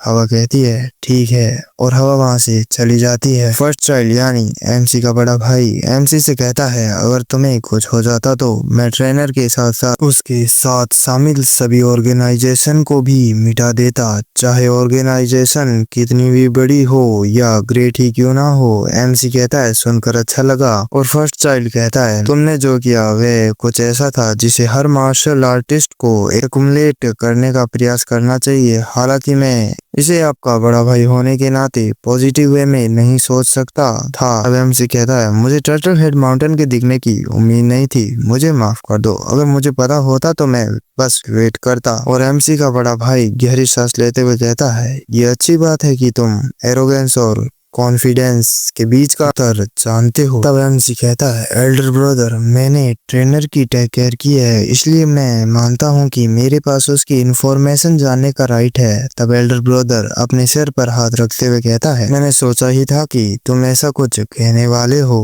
तब एल्डर ब्रदर उस ट्रेनर के बारे में बताते हुए कहता है, वह ट्रेनर लगभग 5th रैंक का सॉर्सरर था जिसने एक बार अनमूड़ों में अपने पैर डुबोए थे। ऐसा लगता है जैसे जब उसने बैड सॉर्सरी करने की कोशिश की तो उसे निष्कासित कर दिया गया। जब माउंटेन हेड टर्टल सो रहा था तो उसने अवश्य ही एडवांस सॉर्सरी एक्टिव कर दी होगी। मैं मानता हूँ कि वह आपसे छुटकारा पाने की कोशिश कर रहा था, ऐसा दिखाने की कोशिश कर रहा था जैसे ये कोई मॉन्स्टर कर रहा है। तब एमसी एल्डर ब्रदर से पूछता है, आपको पता नहीं चला कि इसके पीछे कौन है। और एल्डर ब्रदर कहता है, मुझे लगता है कि फिलहाल ये मुश्किल है। और तब एमसी कहता है, मैं उनका फाइनल टारगेट नहीं था, मेरे बाद वे आपको मारने वाले थे। तब एल्डर ब्रदर कहता है, तुम्हें ऐसा क्यों लगता है। और एमसी कहता है, मुझे लगता है कि उनका टारगेट आपकी रेपुटेशन को नुकसान पहुंचाना था। ये कहकर कि आप न केवल आक्रमणकारियों का पता लगाने में असमर्थ थे बल्कि अर्जेंट सिचुएशन में रिएक्ट करने में भी धीमे थे। तभी एल्डर ब्रदर कहता है, मुझे लगता है कि तुम सही हो गुडनेस, मैं क्या करूं। तब एमसी कहता है, क्या आप ठीक हैं।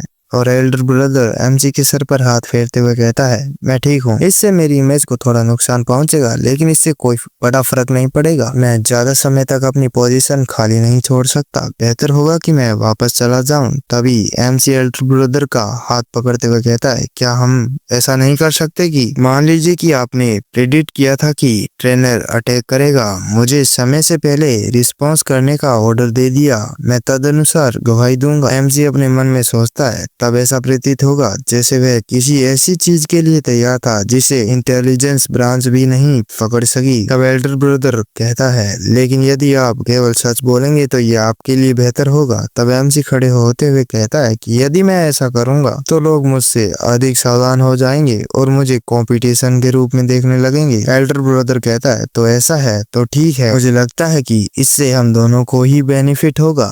तुम क्या चाहते हो? तब एमसी कहता है, मुझे लाइब्रेरी में प्रवेश की अनुमति चाहिए, 3 दिन काफी होने चाहिए। और एल्डर ब्रदर एमसी से हाथ मिलाते हुए कहता है, तुम एरोगेंट लिटिल किड, ठीक है और थैंक्स। तब एमसी कहता है, मुझे थैंक्स कहने की कोई जरूरत नहीं है, हम दोनों ही इससे बेनिफिट मिल रहा है। एल्डर ब्रदर कहता है, मुझे यकीन है कि तुम मेरे बिना भी इस सिचुएशन को ओवरकम के तरीके के बारे में सोचा होगा, क्या सही है ना? तभी एल्डर ब्रदर का मोबाइल रिंग करता है और एल्डर ब्रदर कहता है, ये अजूरा स्क्वाड स्क्वाड का ही होना चाहिए, तो मुझे अब निकलना होगा। और एमसी को बाउंडलेस देते हुए कहता है, मैं इसे सीक्रेट रखूंगा, और वहां से चला जाता है। और एमसी कहता है, वह निश्चित रूप से चतुर है। और फिर हमें कुछ समय बाद का सीन दिखाया जाता है और हवा आती है और कहती है, मुझे लगता है कि तुम्हारी बातचीत अच्छी चली। एमसी कहता है, हाँ। तब हवा कहती है, तुम कौन सा टेस्ट देने वाले हो? 3 वीक्स हो गए हैं, इसलिए वह सभी खुलने वाले हैं। तब एमसी कहता है, तुम्हारे बारे में क्या? तब हवा गुस्सा करते हुए कहती है, मैंने तुमसे पहले पूछा था, अगर तुम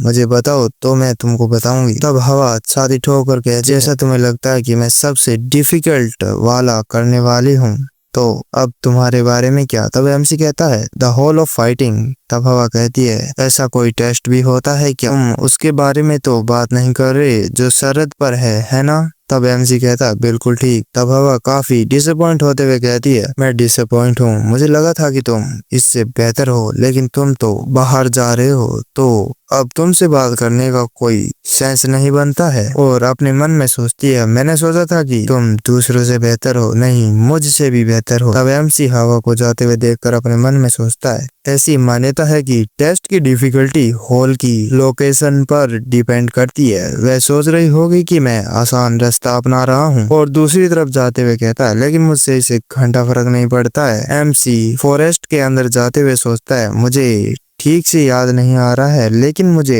ऐसा लग रहा है जैसे उसे यहीं कहीं होना चाहिए। वह केव जो यहाँ छुपी हुई है, नेमिंग सेरेमनी के दूसरे असाइनमेंट के लिए, द हॉल ऑफ फाइटिंग। और एमसी केव के सामने पहुंच जाता है और एमसी एक मसाज जलाते हुए सोचता है, पहली नजर में ये एक रेगुलर वॉल की तरह लग सकती है, लेकिन ये कोई ऑर्डिनरी वॉल नहीं है। और एमसी सोड को निकालता है और उस पर स्ट्राइक लगाता है। उस स्ट्राइक के इम्पैक्ट से यह वॉल टूट जाती है और उसके सामने एक बहुत बड़ा गेट अपीयर होता है। और एमसी कहता है, आखिरकार मिल ही गया। अब एमसी अपने हाथ पर एक कट लगाता है और अपने ब्लड के साथ माना को फ्यूज करता है और अपने ब्लड की ड्रॉप गेट पर फेंक देता है। जैसे ही एमसी का ब्लड उस गेट से टच होता है, वह गेट ओपन होने लग जाता है। एमसी अंदर एंटर होता है और एक बाउल टाइप की चीज होती है जो भाई किसी रिचुअल में काम आती होगी, मुझे इसके बारे में ज्यादा पता नहीं है। उसके अंदर अपने ब्लड की ड्रॉप्स डालते हुए कहता है, मार्शली क्लैन के डिसेंडेंट के रूप में मैं पूर्वजों यानी एंसेस्टर्स का चैलेंज एक्सेप्ट करता हूँ। मैं रिक्वेस्ट करता हूँ कि मेरी रिक्वेस्ट पर ध्यान दे। और एमसी के चारों तरफ ब्लू ओरा फैलने लग जाता है। हॉल ऑफ फाइटिंग में सिर्फ एक ही चैलेंज है, इसमें खुद से ही लड़ाई में जीतना होता है। और उस ब्लू ओरा से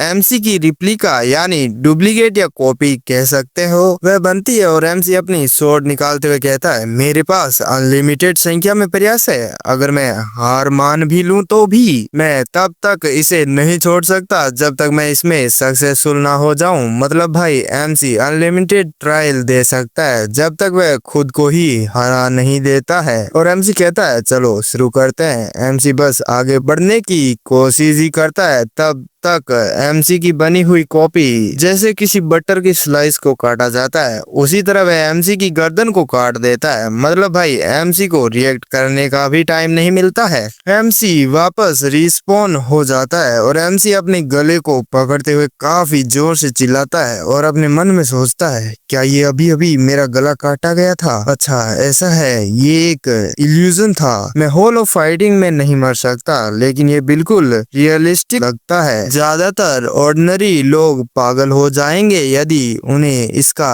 एक्सपीरियंस हो। और एमसी खुद को संभालते हुए कहता है, लेकिन प्रॉब्लम ये नहीं है। और खुद के डुप्लीकेट को देखते हुए अपने मन में कहता है, इसका मतलब यह है कि मैं ऐसा करने में कैपेबल हूँ क्योंकि मेरा ही प्रतिबिंब है। और अपनी स्वॉर्ड को वापस समन करते हुए कहता है, होलो फाइटिंग मेरे करंट पोटेंशियल का 100% बाहर लाने में एबल है। इसका मतलब है कि इल्यूजन उन स्किल्स को यूज कर सकता है जिनका इस्तेमाल मैं अभी नहीं कर पाया हूँ। और अटैकिंग पोजीशन में आते हुए कहता है, चलो एक बार और इस तरह से एमसी कई सारे अटेम्प्ट्स करता है, लेकिन हर बार किसी ना किसी तरीके से मारा जा रहा होता है। कभी शॉट उसके अंदर घुसेड़ दी जाती है, कभी इल्यूजन एमसी की गर्दन को मरोड़ देता है। और ऐसा ही करके एमसी कई अटेम्प्ट्स में मर जाता है, लेकिन उसके साथ साथ एमसी कुछ सीख भी रहा होता है और इम्प्रूव कर रहा होता है। और ये अब लगभग 18वां अटेम्प्ट होता है। अब एमसी अपने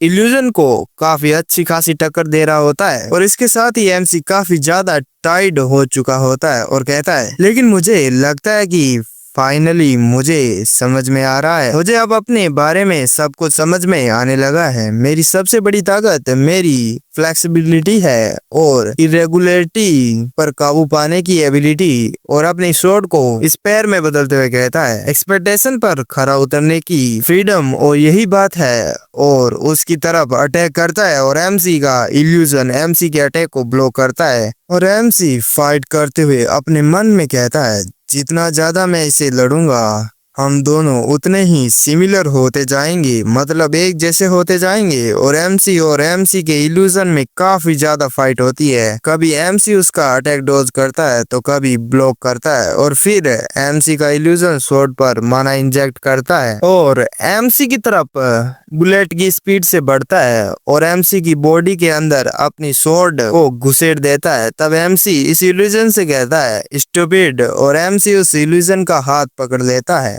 और हमला करते हुए कहता है, मैंने जानबूझकर अपना गार्ड डाउन किया था बेवकूफ। और स्प्लिट डीमन का यूज करता है जिससे उस इल्यूजन के दो टुकड़े हो जाते हैं। और भाई काफी एपिक सीन लग रहा होता है और वह इल्यूजन वेनिस यानी गायब होने लग जाता है। होलो फाइटिंग को पास करने पर मास्टरली क्लैन की हिडन एबिलिटी को अनलॉक करने की अनुमति मिलती है। मेरे पिछले जीवन में मुझे जो एबिलिटी मिली थी वह रीइंफोर्स थी, जो कि सबसे ज्यादा कॉमन थी। और एमसी के चारों तरफ ब्लू फ्लेम या लाइट कह सकते हो वह फैलने लग जाती है। एमसी अपने मन में सोचता है, लेकिन मैं काफी क्यूरियस हूँ कि इस बार मुझे क्या मिलेगा। और एमसी की बॉडी से गोल्डन कलर का ऑरा निकलने लग जाता है और इस एबिलिटी को देखकर एमसी काफी शॉक हो जाता है। और ये कौन सी एबिलिटी है इसके बारे में अभी हमें पता नहीं चला है, हमें शायद आगे के चैप्टर्स में पता चलेगा। और हमें बाहर का सीन दिखाया जाता है। उस गेट के पास क्लैन के काफी मेंबर्स आ चुके होते हैं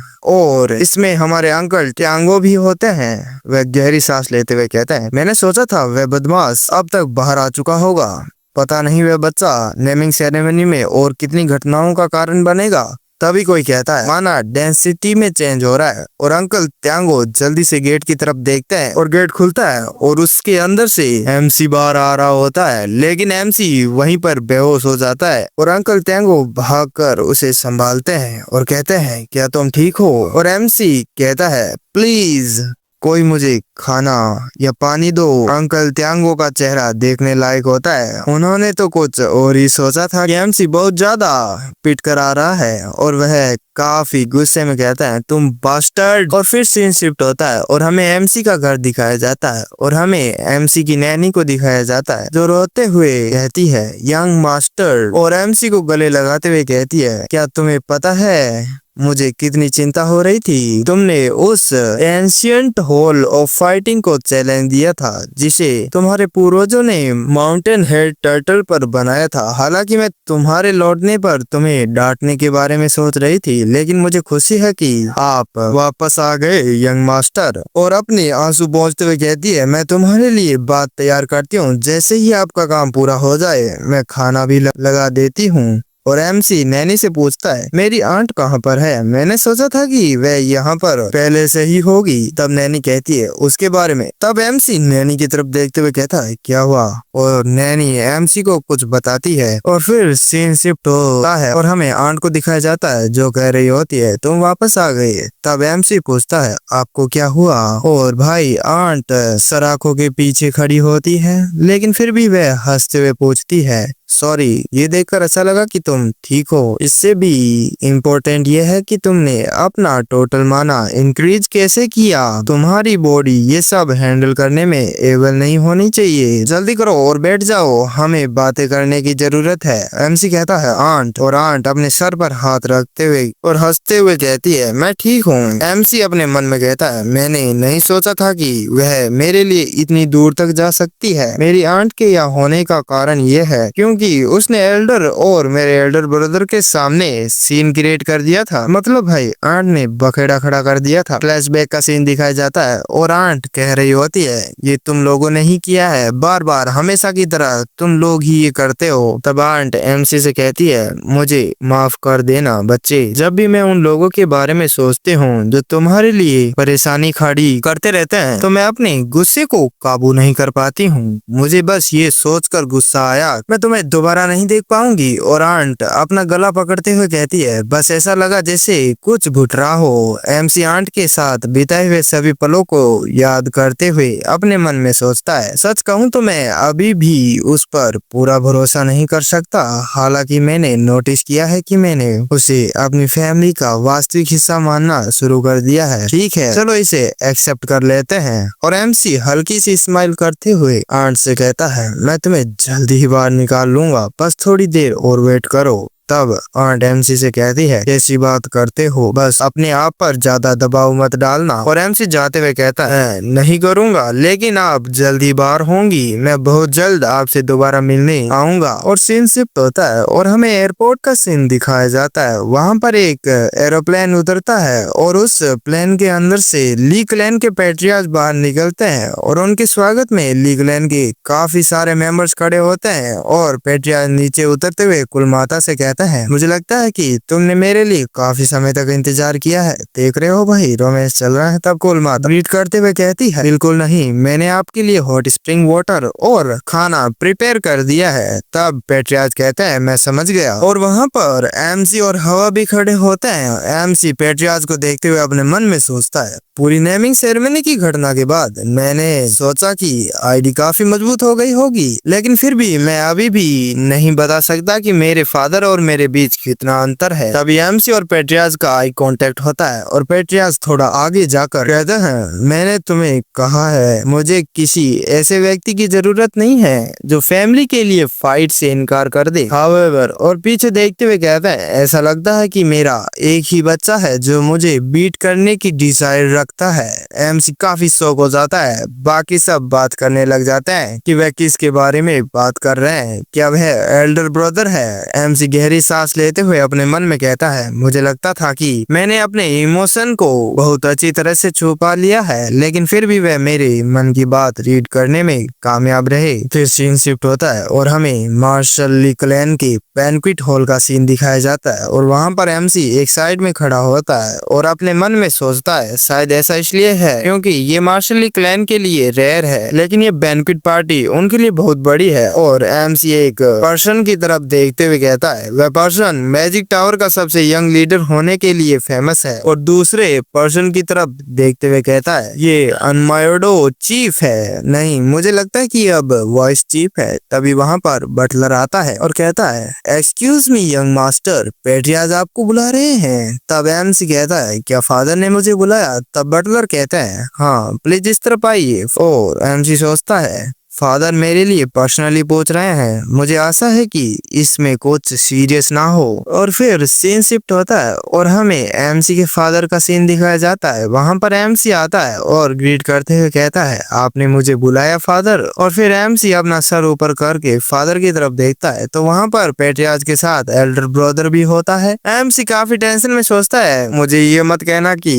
तभी एमसी के फादर एमसी से कहता है मुझे यकीन है कि तुम अच्छी तरह से जानते होगे कि हम हमने तुम्हें यहाँ क्यों बुलाया है? हम यहाँ नेमिंग सेरेमनी के बारे में बात करने आए हैं। मयूंगजांग के अनुसार आपको एक आउटसाइडर को कैप्चर करने का ऑर्डर दिया गया था। इस घटना के पीछे मुझे यकीन है कि आप ही हैं। एमसी काफी घबराने लग जाता है और अपने मन में कहता है वह ऑलरेडी जानते हैं। और एमसी अपने फादर से कहता है हाँ ये करेक्ट है, इसलिए मैंने अपने एल्डर ब्रदर को एक डील ऑफर की। किसी भी पर्टिकुलर प्रॉब्लम से बचाने के बदले में 4 दिनों के लिए लाइब्रेरी में एंटर होने का राइट चाहता हूँ। और एमसी के फादर कहता है इस इंसिडेंट में आपकी इन्वॉल्वमेंट को देखते हुए मैं आपकी फेक रिपोर्ट के लिए आपको माफ कर देता हूँ, हालांकि अगली बार ऐसा नहीं होना चाहिए। एमसी अपने फादर के सामने झुकते हुए कहता है मैं समझ गया मयूंगजांग, भविष्य में उचित पनिशमेंट की अपेक्षा रखें क्योंकि ये बैंक्वेट तुम्हें हैंडल करना है, इसलिए हॉल में वापस जाओ और इसकी देखभाल करो। तब एल्डर ब्रदर कहता है यस मैं करूंगा